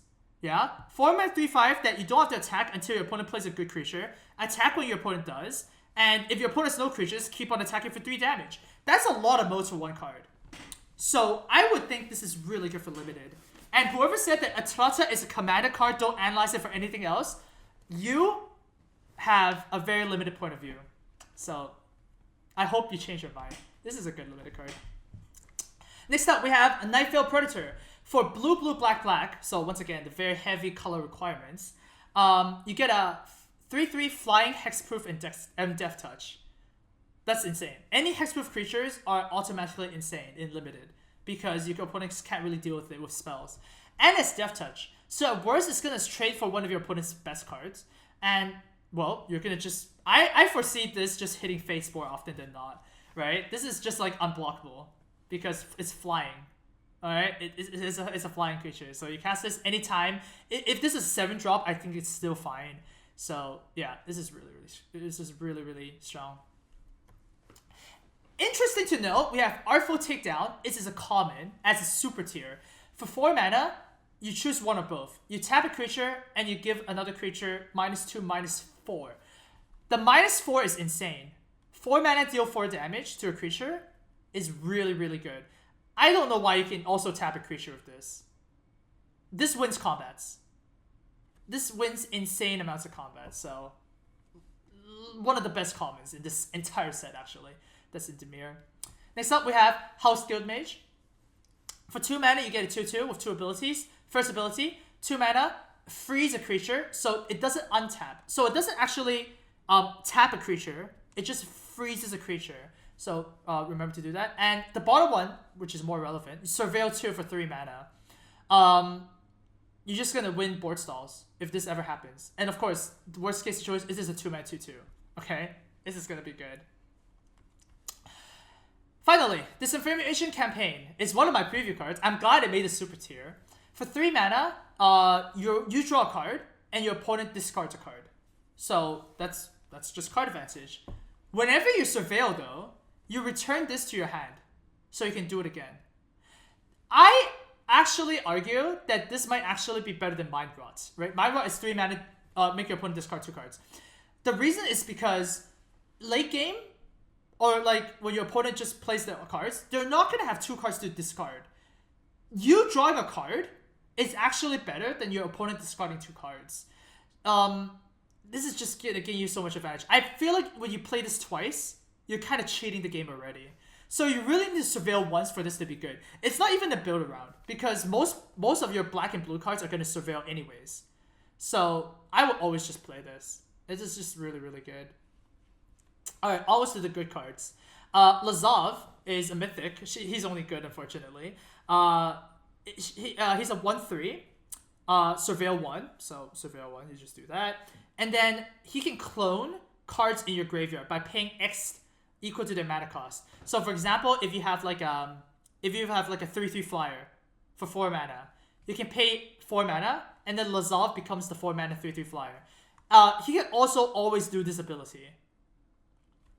So the new card, whatever he becomes, he can also change again. So he can just always keep on changing itself. Why this is not that good is because he does not trigger enters the battlefield effects. So for example, if you copy the Watcher in the Mist that surveils 2, it doesn't work. It just becomes a 3/4 flyer.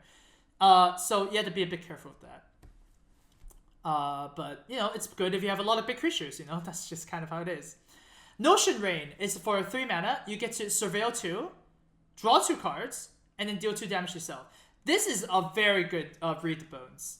And yeah, just basically draw 2 real cards because you surveil 2, right? So this is a very good card draw spell. Like, you're never gonna cut this. This is really good. Darkblade Agent is also really good. For 3 mana, you get a 2/3. If you surveilled, this gains Death Touch, and when it deals damage to the player, draw a card. This is actually a very good 3-drop, right? Because like surveilling is not that hard, and your opponent has to block this. And if they block this, they die. The creature dies. And if they don't, you draw a card. Man, this is a very good Dimir common. Yes, Lazav can become legendaries. Yes, that's correct. It can become a copy of a legendary, but that doesn't really come up. Alright, onwards to Dimir Spybug. 2 mana, you get a 1/1 Flying Menace creature. And whenever you surveil, you put a counter on this. This is a bad late game top deck. I mean, at least it still flies, but you really want to cast this on 2, and it could get really damn big. So this is very reasonable. I mean, a 2/2 Flying Menace is good enough. You just need to surveil once for this to be good. Whisper Agent is 3 mana for a 3/2 flash. And when it enters the battlefield, surveil 1. So it's very solid. 3/2 flash is already pretty playable, especially in sealed. And it also gives you surveil 1. So that's pretty good to me. And finally, we have Thought Erasure. For 2 mana, you look at your opponent's hand, discard a non-land card, and then you surveil 1. So once again, these cards' effects are once again very good in sealed, a little bit slow in draft, but still playable. Like, it's just playable. And then finally, we have the Yikes cards. Unmoored Ego. For 3 mana, you choose a card name. You look at your opponent's hand, graveyard, and library for up to 4 cards of that name, and you remove them from the game. If you remove cards from their hand, they draw the cards to replace them. I don't know how you're playing this in Limited. Your opponent literally has like 3 unbeatable cards of the same name for you to want to play it. I mean, what? You're gonna name Swamp or something? I mean, you can actually name land cards, but yeah, this is not happening. There's just no way. This is card disadvantage. And finally, we have Mnemonic Betrayal. For 3 mana, exile all cards from your opponent's graveyards, and then you can cast those cards until end of turn. Yawgmoth's Will is never playable Limited. I mean, this card is just not good. Your opponent has to have graveyard stuff, so you also depend on your opponent if they're playing that stuff, right? You can't just actually play stuff from your own graveyard, because at least then you can make a deck that puts a lot of cards in your graveyard. This is just not good. Like, you're never gonna want this. Alright, finally we have the Dimir split cards. I'll move my webcam for this one. There's 2 once again. There is a Poggers card, which is the rare. It's Connive or Concoct. Connive is for 4 mana. You gain control of a creature of power 2 or less, so mind control. That's insane. Connive is actually insane, right? It's a straight 2 for 1. Kill your opponent's creature, get your opponent's creature, right? Very good. And if you don't need to do that, because, well, if your opponent has no creatures, or if you want the other half, or you don't, there's no power 2 or less guys, you can play Concoct, which is a 5 mana, surveil 3, and then return a creature card from your graveyard to the battlefield. So it's a 5 mana, rebuy effect. And that's good, especially if you have very strong cards that are really big and really scary, and they have to deal with it. So the fact that it's a mind control or a animated, just nice. All right, the other split card is good. Discovery or Dispersal. For Discovery, surveil 2 and draw a card. So it's fine, whatever. Just card fixing. Dispersal might be better for Limited. It's an instant. They return a non-land permanent that has the highest mana cost. So they pick something back up that's like the biggest cost, and then they discard a card. The fact that this is instant is pretty good. So you can wait for them to play their bomb, and then play this, and then they didn't play their bomb, and then they have to discard a card. So this is reasonable. If your opponent has no cards in their hand, you actually just kill something. Because they pick it back up, they kill something. So giving me some Dinrova horror vibes, but it's it's an instant spell, so it's a little different. So there you go. That's the mirror. Pretty good. And let's move on to the next skill, which is Boros. Just once again to note, Boros has no Yikes cards. They're all very good. Oh, by the way, Boros is the only guild to have 2 tiers of super cards. Alright, I'm just saying. First of all, we have the best card, Aurelia, Exemplar of Justice. For 4 mana, you get a 2/5 Angel flying with Mentor. And yeah, her abilities are insane. At beginning of combat, you choose a creature. It gets +2 attack, no matter what. It gets Trample if it's red. And it gains Vigilance if it's white. I don't know how your opponent can beat this card if they can't kill it. So first of all, you play Aurelia. You can immediately target a creature that you already have on the battlefield and buff it, right? Next turn, Aurelia can target herself, make herself a 4/5 Trample Vigilance, and then because she has 4 attack, she's probably gonna Mentor something, give another creature counter. And then she can even block afterwards because she got Vigilance. Like, Aurelia is just ridiculous. I don't know, like, 5 toughness too. Survive, like, deal 4 damage stuff, right? Like, Aurelia is just bonkers. Next up, we have Deafening Clarion. For 3 mana, you get 1 red, white. 1 red, 3 mana. You get to choose one of both. You're probably gonna always choose both. It deals 3 damage to each creature, so board wipe, and then creatures you control gain lifelink until end of turn. The second part doesn't matter. Oh shit. The second part doesn't matter as much because, well, I mean, it's just a board wipe. But if you have like a 4/4 or something, then you can lifelink for something. It doesn't matter. The main point of this card is a 3 mana deal 3 to everything. And once again, in limited, AoEs are king. All right, AoEs are always king. You can always play around it, even if you're aggro. If you're aggro and you have this card in your hand, just don't play cards. Play this and then play your creatures. You know, very simple. Next up, we have Tajik. For 3 mana, you get a 3/2 haste and mentor. That's insane. Haste and mentor, that's a lot of pressure. If you play a 2-drop and your opponent doesn't play a 2-drop because they're like control or whatever, you play Tajik, 3/2, 3/3. Kaboom, takes 6 damage, right? That's just like way too much damage. Thank you, Tozok, for the sub. Oh, he also has other abilities. He prevents all non-combat damage that would be dealt to other creatures you control. So he's basically he basically shields all your guys from getting removed. If your opponent wants to remove any cards with spells, they have to remove Tajik first. Oh, I don't know why, but you can also pay 2 mana and give Tajik first strike. Like, he is so stacked. Right? He is so stacked. He definitely spent a lot of real life cash to pay for his armor. I mean, that sword looks like DLC content, right? So, Tajik is ridiculous. Next up, we have Swiftblade Vindicator. 2 mana 1/1 with double strike, vigilance, and trample. You really want to put counters on this to make this good, right? Because like it's double strike and it's vigilance and it's trample. Well, good thing for you is that there are a lot of mentor cards, right? Mentor anything with Swiftblade, it becomes a 2/2. Mentor at a gain, it becomes a 3/3 double strike, vigilance, trample. Yeah, your opponent can't even chump block this. That's actually just ridiculous. So just take this and take a lot of mentor cards. Next up, Boros Challenger is a 2 mana 2/3 with mentor, which is already insane. For some goddamn reason, you can also buff him. 4 mana, give it +1/+1. So once again, like 2 mana 2/3 mentor is already insane, and late game is even more relevant. So very good. Justice Strike. For 2 mana, a creature punches itself in the face. So it's a very good removal. Most cards can punch itself in the face and kill itself. So it's just a very cheap removal. I don't think you can pass up 2 mana removal. Sky Knight Legionnaire is a common, and it's really good. It's a reprint. For 3 mana, you get a 2/2 flying haste. So boom, take 2 damage. Lots of pressure for your opponent, and it's also flying. So boom it, you know?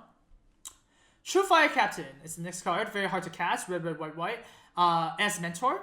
And whenever this gets dealt damage, it deals damage to your opponent's face. So that's fine. I mean, the second part doesn't matter too much. It does matter if you're playing aggro. It's unblockable damage, so that's interesting. But it has mentor, and it's 4 attack. So I think overall this card is just very, very, very good. Next up, we have Legion Guildmage. For 2 mana, you get a 2/2. Guildmage, of course. Guildmages are always insane, because at the worst, remember, at the worst, there are 2 mana 2/2. So you always want to play Guildmages. 6 mana, it deals 3 damage to the face, or 3 mana, it can tap another creature. So very good, but just tapping creatures are just really good. This is the only creature that taps creatures, by the way, in the set. So keep that in mind. That's a very strong ability. And then also, if you have any board stalls, just, you know, keep on dealing 3 to the face until they die. And finally, Swath Cutter Giant. For 6 mana, you get a 5/5, Vigilance. Whenever this attacks, deal 1 damage to each creature defending player controls. Once again, it is so difficult to deal 1 damage to this set. And this deals 1 damage to everything. On top of being a 5/5 Vigilance. So, yeah, this is just ridiculous. Very, very strong card. Just goes kaboom. And it can also block. Onwards to the good cards. We got Hammer Dropper. 4 mana 5/2 mentor. 5 attack means that it can mentor anything. And 5 attack also means that it can trade for something. So I really like this card. 5 attack. And being at 2 health is not a problem, because usually you want to trade this in combat, right? So it's really powerful. Garrison Sergeant is a 5 mana 3/3 that is double strike as long as you have a gate. 5 mana 3/3 double strike is really powerful. Like 5 mana 3/3 first strike double strike is so powerful. I mean, that is just a really strong card. So if you have a few gates, this is great. Next up, we have Chance for Glory. It's a 3 mana instant. It's kind of cute. Creatures you control gain indestructible. Okay. Take an extra turn after this one. Okay. At the beginning of that turn's end step, so at the end of that turn, you lose the game. Kind of scary to look at it. You lose the game, right? You probably don't want to do that. But Chance for Glory can just win the game out of nowhere because you attack with everything, right? Your opponent does some blocks or your opponent doesn't block or whatever, and you play this and you attack again and you win the game. This you never cast this unless you want to win the game, right? So think of this as more like a trumpet blast. That has a little bit more added value, if you may. The reasoning for that is that in the entire new turn, you can also play haste creatures. So think of it as like, okay, if you have like 2 3/3s, right? You can play this, attack with everything, right?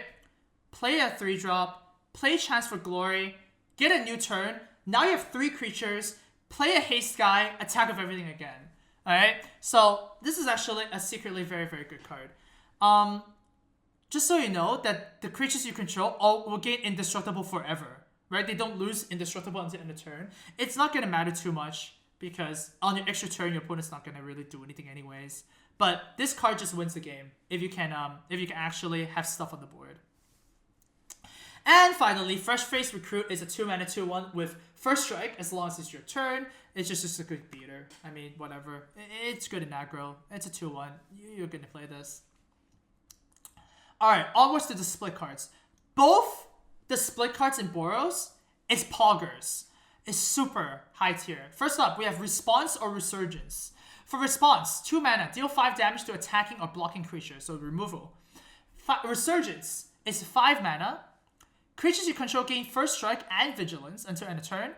After this main phase, there's an additional combat phase, and then an additional main phase. So this is pretty much a double combat.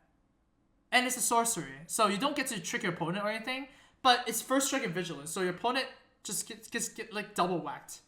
Alright? This just wins the game. So when you have this card, you always want to keep it for the second half. The expensive side. Because this just literally says wins the game. The fact that you can also play this if your opponent has like a big flyer or whatever means that this card is definitely super tier. Yeah? Kill a bomb or win the game.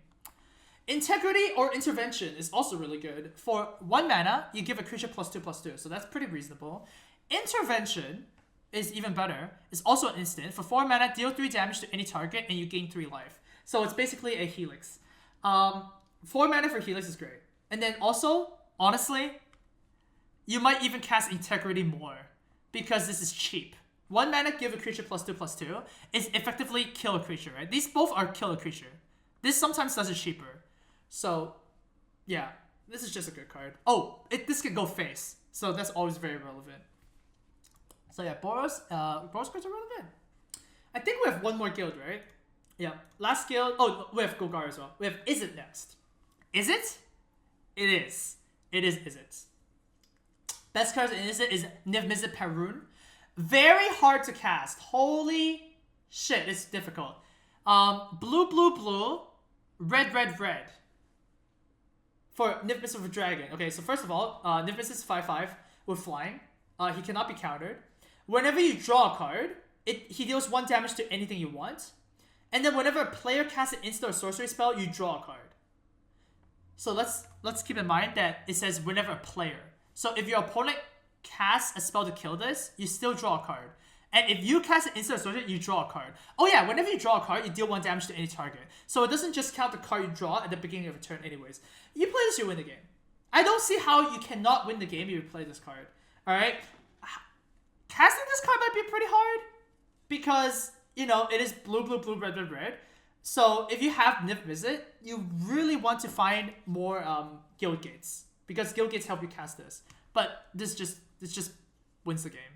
I mean, I don't imagine how you can't win the game if you have a Niv-Mizzet on the field. You ping off everything, deal 1 damage is really hard, and then just that's basically the story. Next up, we have first Planeswalker in the set. It's Raw Is It Viceroy. 5 mana for 5 loyalty. Look at the top 2 cards of your library. Put one of them in your hand and the other to the graveyard. So, you know, it's just card draw for +1. -3 is deal damage to a creature equal to the sorcery or instant cards in your graveyard and exile. So -3 is removal. And it's -8. You turn all your instant sorceries into deal 4 damage and draw 2 cards, in addition to what they do. So Rao's fine. I mean, Rao's insane, obviously. I don't know why he has 5 loyalty. That's a lot of loyalty for a Planeswalker, right? So your opponent plays Rao, you really just... That's just really sad days, man.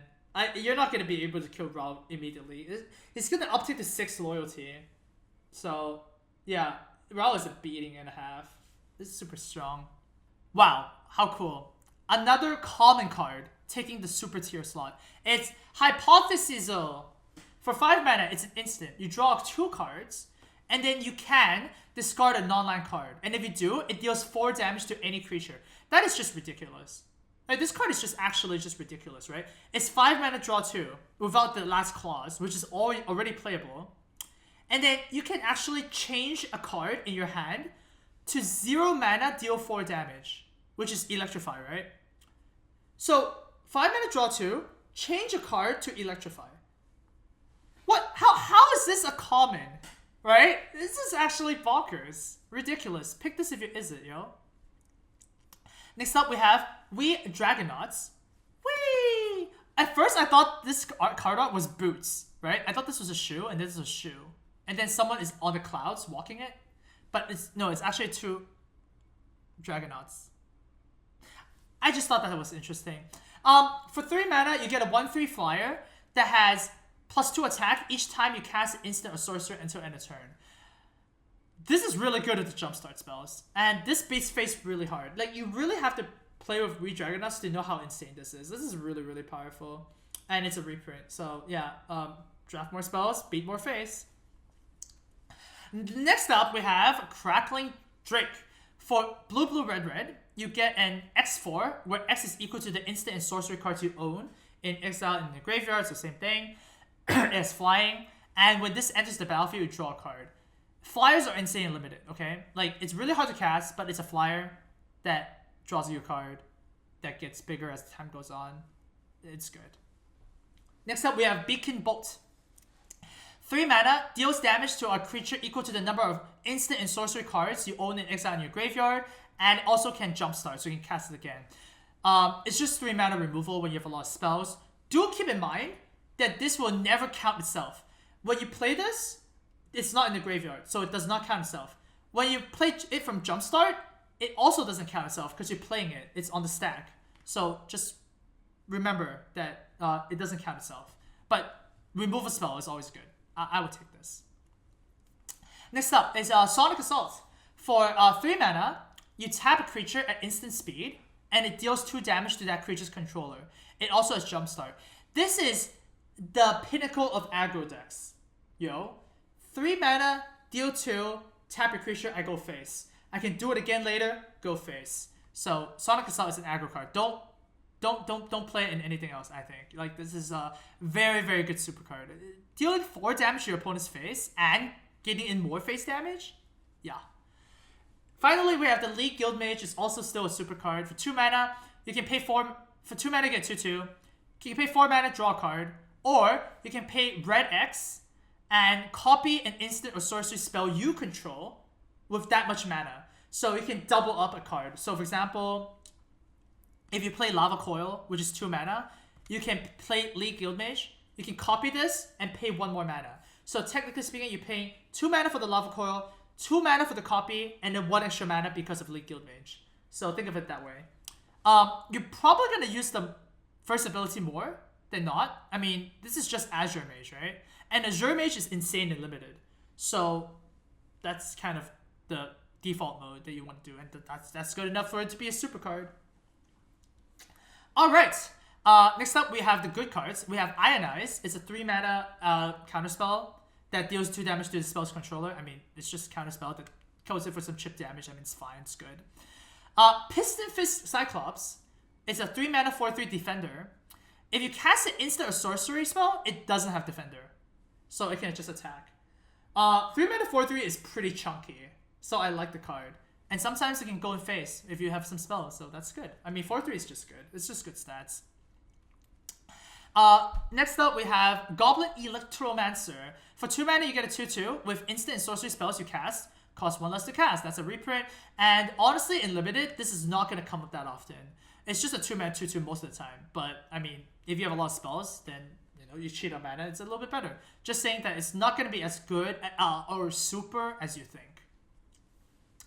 And finally, Beam Splitter Mage is a 2 mana 2/2. Whenever you cast an instant or sorcery spell that targets this only, you can copy it to another creature as well. So, for example, if you have the Flash Black cards that give a creature +1/+1 and flying or something like that, then you can copy it if you cast it this. So it's like it's like the Jin in Hearthstone, right? The 5 mana 4/6 Jin. Yeah, it's kind of like that. I don't see this happening too often. I don't think this is that good. So, whatever. It's just a 2 mana 2/2 with a little bit added upside. I wouldn't prioritize too highly if you're drafting.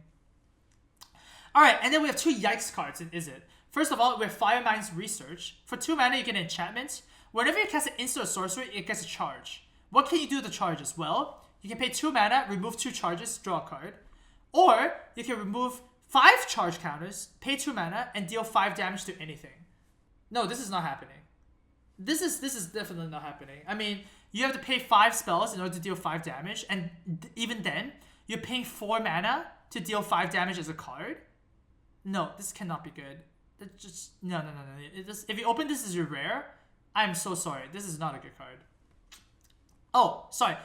If you open 1,000-Year Storm as your rare, which is a mythic, that might even be worse. Because 1,000-Year Storm is a 6 mana spell, or enchantment, that whenever you cast an instant or sorcery spell, you copy it for each other instant sorcery spell you cast that turn. So the first spell you cast is normal, the second spell you cast is doubled, and then the third spell you cast is tripled, and so on, right? How are you going to make this work in limited? There is no way. Okay, this is a 6 mana card. This can literally be anything else. It might even be better. And the fact that you have to cast them in the same turn is so freaking difficult. You're not playing this in limited. This is just a trash mythic. Alright, and finally, we have the split cards. First of all, we have a Poggers card. Expansion or Explosion. For Expansion, 2 mana, copy an instant or sorcery spell with converted mana cost 4 or less. You may choose new targets for copy. The main point to play this is you want to copy your opponent's removal spell, right? Or if your opponent's drawing cards, you can copy your opponent's draw cards. So just make sure that this is the case, yeah? Copy your opponent's spells. The second half is Explosion. It's actually better. For X double blue double red, it deals X damage to any target, and then target player draws X cards. That's insane, right? That scales with the game. So for 6 mana, you draw 2 damage, draw 2 damage. You draw 2 cards and deal 2 damage. And anything more than that is you're actually just cheating the game. So Explosion is really, really good. It's good that there's an expensive side and there's a cheap side. So, play those according to how your game is progressing. And then finally, there's a good card, Invert or Invent. Invert is for 1 mana, switch the power and toughness of 2 creatures. Okay, whatever. And then Invent is 6 mana, search your library for an instant and a sorcery card, and then put it into your hand. So 6 mana, draw 2 cards, but you're drawing 2 real cards, right? Drawing instant and a sorcery. So yeah, Invent is really good. Invert is kind of like one of those cards that like really depend on the board states and whatnot. This is usually kind of bad. You probably want to play the Invent. So yeah. And of course, this is only until end of turn because it got eroded. It's really hard to keep track of creatures forever. So this is only until end of turn. So is it? Oh yeah, and finally we have the Golgari. What do we have for Golgari?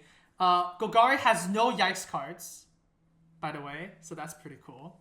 Golgari. Let's start with Vraska, which is the best Golgari card. She's a Planeswalker. It's a 4 mana for 4 loyalty. She can +2. You can sack another permanent, and if you do, you gain a life and draw a card. That's a +2, by the way. She can also -3. Destroy a target non-land permanent with converted mana cost 3 or less. So Abrupt Decay, So it's just removal. And then finally, for -9, you get an emblem with, if a creature you control deals combat damage to a player, they lose the game immediately. So -9 is give death touch to players for all your creatures, right? Why Vraska is so good is because she can go up to 6 loyalty the turn she comes down. That's ridiculous. Your opponent is never going to kill Vraska. So when you play Vraska, you can either kill stuff that are really powerful, or you can just keep on upticking her until you get to -9. This is actually one of the ultimates that I think might happen in Limited more than not. Because Vraska is +2. That's a lot of loyalty. So I see this ultimate actually going off quite often. I just think this is insane. Like late game, you can also sacrifice your lands and draw cards. Very good card. Next up, we have Underrealm Lich. For 5 mana, you get a 4/3 creature that if you would draw a card, instead, you get to anticipate. So look at the top 3, put one into hand, and the other goes to your graveyard. So a little bit like graveyard anticipate. You can also pay 4 life to make it indestructible for some reason. That's just really good. Oh, you have to tap it as well. So yeah, it can't block if your opponent removes it or whatever. But man, this card is just bonkers. I don't know how your opponent can win this if you drop this, right? You play this, your opponent goes, oh, I guess I lose. There are no exile effects in this set, right? I don't think so. Your opponent can't just go like, oh, Blessing Light it or something, right? This just always sticks around. So I just don't see how you can. I don't see how you can. Like, if this is all Battlefield and your life total is good, I don't see how you can lose. This just goes face really well. This blocks really. This just does everything. Next up, we have Assassin's Trophy. For 2 mana, you get to destroy target permanent, so anything your opponent controls, and its controller may search the library for a basic land card. This is actually okay. I mean, it's a little bit overrated in Limited because it's a 2 mana destroy something. Removal is removal, right? But like, don't pick this. Don't pick bombs over this. Like, I would always pick a good creature over this if your pack has like 2 rares, right? So this is just like a removal. So just keep that in mind. But yeah, this is obviously insane. 2 mana destroy anything is the best removal in the set. Next up, we have Okrin Assassin. This is uncommon. For 3 mana, you get a 1/1 Death Touch creature that all creatures need to block this if able. That's insane. That's a lure stapled on a Death Touch creature. There's a lot of ways to play with this. First, you can just play Okrin Assassin. You can attack. And then you can kill your opponent's biggest creature because they have to block with everything, right? Second way to do this, you can attack, your opponent blocks with everything, give this +2/+2. Or give this +3/+3 because it packs favor, right? 4/4 Death Touch, kill off everything. Third option, you can have a board. Your opponent can have a board. You play Okrin Assassin. Next turn, attack of everything, your opponent has no blockers because everything has to block this. Holy Jesus Christ, is this card good. Insane. Swarm Guildmage. For 2 mana, you get a 2/2 Guildmage. 5 mana, tap it. Creatures you control get +1 attack and menace. So basically, you just kill your opponent. And you can also pay 2 mana, tap it to gain 2 life. Gain 2 life is very relevant. Like, this is a very, very relevant effect. And I think this Guildmage might actually be the best one out of everything. Because both the effects are very, very powerful. So, I like it. Golgari Finebroker is double green, double black. When you play this, you turn a permanent card from your graveyard to your hand. So it not only selects creatures, you can actually put in planeswalkers, enchantments, artifacts, stuff like that. This is just good. You get back your best card, right? It's really hard to cast, but we went over this. It's a good card.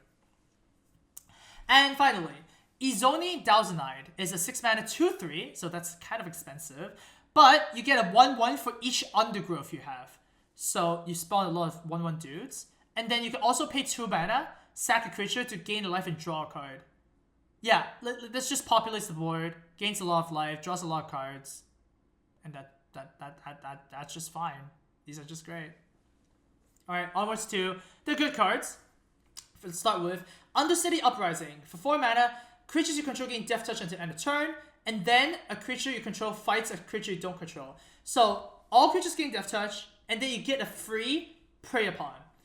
That is actually insane, because this Prey Upon is actually just lethal.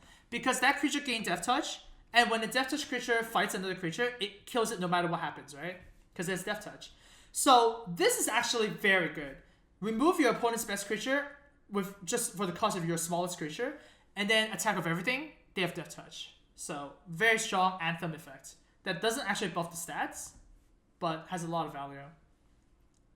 Next up, Erstwhile Trooper. Very weird name. 3 mana 2/2 that you can discard a creature card and it gets +2/+2 and gains trample until end of turn. You activate this only once each turn. The threat of activation is super spooky. Like, if you have a 3/3 and I attack with this, do you want to block? I don't think so. So you take 2 damage, right? So you see what you see the thing there? It's a very spooky card to play against, and it's a very, very strong card. Next up, Rezumi Lurcher is a 4-mana 2/2 with it gets +1/+1 counters equal to the amount of undergrowth you have. So this can get pretty big. Like, with 2 creatures in the graveyard, it's already a 4-mana 4/4, and that's pretty damn strong already. And it can get bigger than that. So it's a very solid vanilla creature. Next up, we have Molder Hulk. For 9 mana, you make a 6/6 with it enters the battlefield. You can put a land from your graveyard back to the battlefield. So it's a little bit of ramp. It does have a bonus though. It costs 1 less for each undergrowth you have. So it could be pretty cheap. And it's a pretty big creature. If you have 3 creatures in your graveyard, it's a 6 mana 6/6. So that's already quite reasonable. So yeah, I would pay Molder Hulk. Molder Hulk is good. Next up, we have Glowspore's Shaman. 2 mana 3/1. When this enters the battlefield, you mill yourself for 3, and then you can put a land card back on top of your library. So if you're really looking for a land, you can actually just force a land on top of your library. And 2 mana 3/1s are always playable. 2 mana 3/1s are good, minimum, because they trade upwards. When your 2 mana 3/1 kills 3 mana 3/3, you're happy. So 2 mana 3/1s are always really good. Charno Troll is a 3 mana 4/4 with trample. At the beginning of your upkeep, you can you have to exile a creature card from your graveyard. You have to, because if you do, you get a 1/1 counter on it, and if you don't, you sacrifice this. This kills itself if it doesn't have food. You can also pay 2 mana and discard a card to put a counter on this. So what you want to do is you want to keep on giving this food, because otherwise it's just gonna die, right? You could actually play this on turn 3 as well, because you can, on upkeep, discard a creature card, put a counter on it, and then when this trigger, this on the stack, and it resolves, you can actually exile that creature, put a counter on it. It's a 6/6 trample. So if you can keep on feeding it, it's pretty good. The big problem with this card, if your opponent removes it, then you actually exiled all your creature cards for nothing. So this is a very all-in strategy. So make sure you just draft an aggro deck if you play this, okay? Make sure for every all-in card that you have, try and be more aggressive. That's actually very important. Alright, next up, a final good card. We have Pitiless Gorgon. For 3 mana, you get a 2/2 Death Touch. Okay, whatever, that's just fine. Death Touch creatures are always fine. But honestly, there's better things to do with 3 mana than this. Just side this in when your opponent's playing good big creatures like Selesnya, big creatures. And yeah, I mean, it is always just reasonable. It's good. Alright, Golgari is the only guild with 2 split cards that are both poggers. Let's look at the first one. It's Find or Finality. Find is 2 mana. Return 2 target creature cards from your graveyard to your hand. So 2 mana, draw 2 real cards. Insane. Finality is 6 mana. You may put 2 counters on a creature you control. Then all creatures get -4/-4 until end of turn. That is actually just ridiculous, right? Like, it's a board removal spell that doesn't affect one of your creatures because you're putting counters on it. It's probably going to get bigger than 4 health. So then you kill off everything. Like, this half is really good. And then this half is also really good. You buy back 2 of your bombs. So if there's nothing on the board on both sides, you just, I return my flyer and my 3/3. And that's just insane. So Find Finality, really, really good. And of course, we have Status or Statue. Status is a 1 mana, give a creature +1/+1 and Death Touch. So it's a combat trick, it's fine, it can win a combat. And Statue, which is the card you probably should play more, is 4 mana. Destroy an artifact, a creature, or an enchantment. For 4 mana, you get an instant removal spell. So that's just always insane. So I think this card is literally just this card. You're never going to cast this in Limited, I don't think. I mean, you're going to cast this when you're going to cast this. But 99% of the time, you're going to cast Statue. Alright, we have 2 more categories to go. First off, we have artifacts. Rampaging Monument is insane. I think it's actually insane. You can actually pick this over a lot of multicolored cards because this is colorless. For 4 mana, you get a 3/3 trample artifact guy, right? So it enters the battlefield with 3/3, 3 counters, right? Whenever you cast a multicolored card, it gets a counter. Guess what? Ravnica is a multicolored set. We saw all those multicolored cards just now. This is gonna get really big, really fast. And as trample, your opponent has to deal with it. This card is nuts. Okay? Next up, we have Glaive of the Guild Pact. For 2 mana, you get an equipment. It costs 3 to equip. When you equip the creature, it gets Vigilance and Menace. So 2 pretty powerful keywords. And it also gets +1 attack for each gate you control. So obviously, it's a gate build around. But honestly, in my opinion, you can have 0 gates and this is playable. Giving a creature Vigilance and Menace is pretty damn good. And of course, it even improves when you have like 1 gate. If you have 2 gates. This is a very good equipment. And also the thing is, there's not a lot of equipment in this set, right? If you look at this page right here, which is the artifacts, there's no equipment. This is the only piece of equipment, which means that if you get into any board stalls, the person with the equipment is going to win the game because you're going to get the overall, you're going to get advantage through equipping each creature, right? So just keep that in mind. This is the only equipment in the set. Very powerful. Next up, Gatekeeper Gargoyle. For 6 mana, you get a 3/3 flyer, and it gets a counter for each gate you control. Honestly, this card is really good. Like, 6 mana 3/3 flyer is already playable, right? I would play this card. 6 mana 3/3 flyer, that's colorless. You can play any deck. Yeah, I would play that. And it also gets a bonus if you draft gates. And of course you're going to draft gates, right? The fixing is very important in this set. So, yeah, this is just... You just YOLO Slam Jam this. It's colorless. It fits into every single deck. Finally, we have Chamber Sentry, which is a build-around card. It costs X. It really just costs how many colors you spend to cast it because it gets a counter for each color of mana you spend to cast it. So the more colors you have, the bigger it becomes. You can also pay X mana, remove X counters, and then this deals X damage to any target. So if it's 3 counters, you can pay 2 mana, remove 2 counters, deal 2 damage to anything, that's fine, whatever. So it's kind of like okay so far. The most build-around effect of the entire set is this.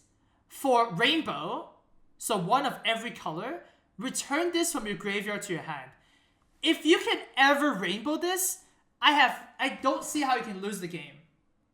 Right? Because when you Rainbow this, you can cast this Rainbow, it's a 5/5, you can ping off stuff. When it dies, get it back, Rainbow again, right? Perhaps this is the biggest build around in the entire set. If you can build a Chamber Sentry deck with a lot of guild gates because you need all the colors, then it might be really cool. Alright, it's called Domain. No, it's called Rainbow. Alright, for next tier, we have the good artifacts. Silent Dart is actually pretty damn good. For 1 mana, you get an artifact that you can pay 4 mana, sack it to deal 3 damage to any creature. This is colorless removal, and that is pretty relevant because most flyers in this set have 3 toughness or less. So do make sure you play this. Next up, we have 5 lockets. They're all the same thing. They just add the color in response to the guild. They also have 4 mana, sack it, and draw 2 cards. This is a really good rock, right? Mana rocks are 3 mana, ramp you up. These are insane. I think these are insane. Reason? 4 mana, sack it, draw 2 cards. Mana rocks are not supposed to draw you 2 cards, right? Like, in limited games, so many games go to top decks because everybody runs out of steam, right? This draws you 2 freaking cards when the mana rock is not going to be relevant late game anyways because lands, you're going to have so many lands. So I think these are insane. You really want to pick this up if you're like late game. I actually rated these according to their power level. The Dimir Locket is actually the best because when you play blue-black, you probably want to get to the late game, right? You probably want to draw 2 cards. Boros Locket is the worst because you want to hit your opponent, right? Why do you want to spend time ramping and drawing cards when you can go face? So these are actually ranked in order. And finally, we have Chromatic Lantern. For 3 mana, you get a mana rock that says, all lands tap for any color. So once you play this, all your fixing is solved. This is actually relevant because we saw the cycle of cards that are like blue, blue, black, black, white, white, green, green, you know, stuff like that. So this helps that quite a bit. So if you have a lot of color requirements, then you can play Chromatic Lantern. You can also play Chromatic Lantern in 5 color gate decks. You can also play them if you're splashing a 3rd color and so on. And finally, the Yikes card of the artifact set is Wand of Vertebrae. For 1 mana, you get an artifact. Tap this to mill yourself for 1. And then you can pay 2 mana and tap this and exile this. Shuffle 5 cards from your graveyard into your library. This does nothing. I don't know what you're doing this. You're shuffling bombs into your library, I guess, but no, you're not playing this. This is 1 mana, do nothing. Don't want this. I think you are legit wrong on 1. Dude, somebody in chat said they're wrong on the wand. Can I play against you like every single game? Oh my god, I'm gonna win against you every single time you cast this. Sorry, that was mean. I shouldn't shout people out like that. Alright, lastly, we have the lands. I'll put my camera over here. There is 1 Poggers card, which is Guild Mage's Form. It is a colorless land. You can tap to add colorless, and you can also pay 1 mana, tap this too. Add 1 mana of any color, and if you spend this mana to cast a multicolored creature spell, it enters the battlefield with a counter on it. Why this is so good is because, well, it fixes your mana, but that's not the point, right? Fixing your mana is not really good on this line. The fact that you can make any multicolored creature spell enter a battlefield with a counter on it means that you give all your multicolored creatures a kicker ability, right? You can kick them for 1 additional mana. That's actually really, really good, right? So your 3/3 becomes a 4 mana 4/4. So you can actually choose whether you want to play as a 3/3 or a 4 mana 4/4. That is really good. You would want this in multicolored cards. Alright, let's talk about the Yikes card first. It's Gateway Plaza. This enters the battlefield tapped, and if you enter the battlefield, you have to sack it unless you play 1 mana. This does produce mana of any color though. Why this is bad is because it costs 1 mana to put this into play. You really need to either be 3 colors or you need to be 5 colors. Like, even if I'm 2 colors, I'm not playing this shit, right? You're paying 1 mana to play a land. I don't know what game you're playing for you to be able to do that, but this is slow as hell. Just play normal lands, alright? Just play your normal lands if you're playing a 2-color deck. This card is just... Oh, I hate this card, man. Alright, and finally... Oh, sorry, we don't have to move the camera yet. And finally, we have all the double lands, I guess, right? They cast for any color the guild gates. Obviously, the pain lands are better because you have a choice whether to have them enter the battlefield tapped or not, but they're honestly super close in limited. They don't really matter. If you're in these colors, then you should pick up the gates, but you shouldn't pick over the gates over a good card, a super card, for example. Like the super cards that you saw just now, I would pick those over these, right? Because they're good, but the super cards are super. So make sure you do that. Alright, and of course, we have a bonus round. Da-da-da-da! It's bonus round time! It's the Amaz predictions on Guilds of Ravnica in Limited. Alright, first up we have best guilds. Okay, so I'm gonna rate the best guilds, I think, from best to worst. Alright? Based on the limited format and based on the cards I've seen, based on the speed of the format I think is gonna happen, and based on based on everything. I think Boros and Dimir are gonna be the best.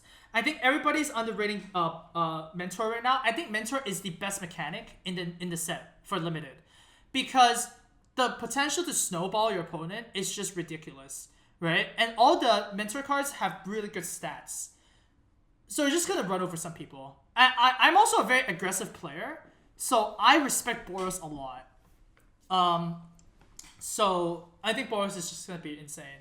Dimir is also going to be really good because if you go back to the blue and black color cards and also the multicolor cards, the Dimir commons and uncommons are really good. you have removal, you have flyers, you have very efficient surveil mechanic, right? So all the mechanics work together in tandem very, very well, right? The Dimir game plan is just really sick. And the fact that you can build the deck around commons and the commons are very, very powerful. So these two, I think, are the best guilds. Oh, what the hell was that? Okay, there we go. Silesia is very close to being a good guild too. I mean, Convoke is just a very busted mechanic. And also, their cards are very, very good, right? They're very, really well statted. The problem with Silesia that doesn't really get to the point of this is because they don't have any big ways to deal with flyers outside of white, right? So you really have to depend on Crushing Canopy and the white removal of cards and white flyers to fight the air game. And you really need to find a pump spell somehow. So find the unicorn, find the split card, find some counters that you can do, because board stalls are gonna be it's gonna be very much a problem in some matchups. Is number 4. Izzet cards are not really that impressive. I was looking for some more aggro cards. The fact that red has no 1 mana deal 2 damage is a problem, right? I'm really looking for like a shock or like a magma spray or something like that in the set, and I did not find anything like that. So the Izzet tempo deck is gonna be pretty hard to build if you are relying on 3 mana kill spells. So just make sure that you like find a good balance between those two. And finally, I think Golgari is slightly bit behind, but I think Golgari is the worst build, the worst skill to build. It does have black. Black is a pretty good color for removal, but man, like Undergrowth is gonna be pretty hard to kind of activate, I guess. And the Undergrowth cards are not really that strong either. So if you're playing Golgari, you're probably, because you open one of the best cards, like a busted rare or a busted mythic or something like that. But I would tend to stay around Golgari because, Undergrowth is kind of like, it's really hard to make work in limited. Alright, like putting creatures in your graveyard, honestly. You can splash Dimir and Golgari, so you can surveil creature cards into your graveyard. But then at that point, why the hell are you surveilling creature cards into your graveyard? That doesn't make sense to me, right? In limited, you want your cards. So I think this is the order I have. Top 5 cards! Alright, chat, you guys, if you're watching this live right now, you can chat, you can predict. If you're watching this on YouTube, you could try and guess which 5 are the best cards in the set before you go on. Because, I mean, you're watching this on YouTube, are you not? We'll start with number 5, as always. Number 5 is Niv Mizzet Parun. I don't see how you can lose this game when you cast this card. The only problem that doesn't make this number 1 is because of the strict mana cost. I mean, this is just so hard to play properly, but you cast this, you win the game. There's just no way you don't win the game. Alright? Like, it can't be countered. Even if your opponent removes this, you get to draw a card and deal 1 damage. And of course, your opponent's not going to remove this because you're going to play like a smart limited player and you're going to make them remove your earlier cards, right? Number 4, we have Dream Eater. The super insane Flash Angler Drake is just nigh unbeatable. You play this, you get so much tempo, and then you surveil 4 on top of that. Look, why do you surveil 4 in this card? Just absolutely bonkers. Next up, we have Aurelia. Aurelia is also bonkers. The fact that you can play her and she immediately does something when she comes into play is above and beyond. And it's a 4 mana 4/5 flyer with Mentor, right? And Vigilance and Trample. Alright, I mean, snap pick the Aurelia, dude. Number 2, Find and Finality. This card is actually just insane. The Finality part is the best board wipe we've seen in a while from Limited, right? Like, this is Doom Blast, right? You save a creature, kill all your opponent's creatures, attack. Holy shit. Finality is why this card is so good. And then we have number 1. Can we guess what the number 1 card is that I will always pick over everything else? This is what the best card. Best card. Best card. You will always pick this, no matter what. Because, you might not pick this if you're not in the guild, but this is the best card. That's right. It's March of the Multitudes. Nobody guessed it in chat. Holy shit. This is the Fireball in the set. All right. You play this, you win the game. It's actually Fireball. Fireball is always the best card in Limited. There's just no question about it. So March of the Multitudes, I always slam jam this. Okay, I will play Selesnya every time I see this card. And finally, we have top 5 tips for you from Amaz to you when you go to your pre-release or when you go to draft or when you just play cards like this. First one is don't draft Guild Gates too quickly. Okay, I already said that in the Guild Gates one. Fixing is good, but this set has so many powerful cards that you do not want to play the monocolored normal cards, right? Like if you're playing a 3/2 vanilla creature and your opponents are playing like the multicolored guild cards, you're gonna lose the game. So don't draft Guild Gates too quickly. Like you want to pick the powerful cards first. Very important. Next up, you have a good way to deal with X1s. There are so many X1s in this set that are insane. All right, mentor cards are X1s. Flying has a lot of X1s. If you have a card that says deal 1 damage, it's really good. Okay, don't shrug it off. The dragon, the 5-mana 3/3 dragon that deals 1 damage whenever it attacks is insane. So very, very important. All right, next up, if you want to splash, which you might need to when you play sealed, that's actually pretty relevant. You want to choose another guild's color pair. So for example, if you're Dimir, like black-blue, you probably want to splash either green because it shares black, or you want to splash Izzet because it's red, right? If you splash white with Dimir, it's going to be hard on a lot of cases. You're not going to get the right guild gates for it. You're not going to get the right multicolored cards for it. So yeah, just make sure that if you ever splash, and even in draft, right? If you're Dimir and you open a very good white card, you might not want to pick it because it's going to be really hard to splash it. Breaking board stalls is very important. Alright? So if you have a choice between a very good creature or a creature that can break a board stall, so like Okryn Assassin or something like that, I would always pick the board stall. I would always pick the card that just like that can make you attack. Right? So flying.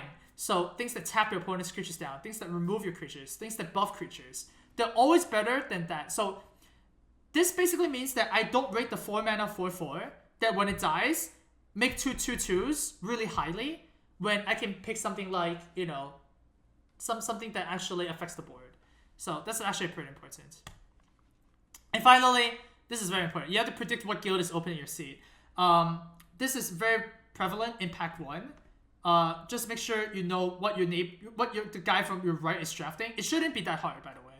It shouldn't be that hard to predict what guild is open and what guild your 2 people from the right are drafting. All right, and then once you do that, you're good. I think these are my top tips for a good for you to succeed in Limited. And that's it. Thanks for watching, guys. I'll see you in Ravnica. If you're watching this on YouTube, make sure you tune into the Wednesday stream, where I am going to be doing the Wizards special preview of Guilds of Ravnica, where I'm going to be playing the new set along with other streamers for the whole day. So it's going to be great. And I'll be attending pre-release. So if you're in Texas and you go to Madness, then, make sure to come and say hi to me. Hope you enjoyed the limited preview, and hope you open some good cards and some cool cards.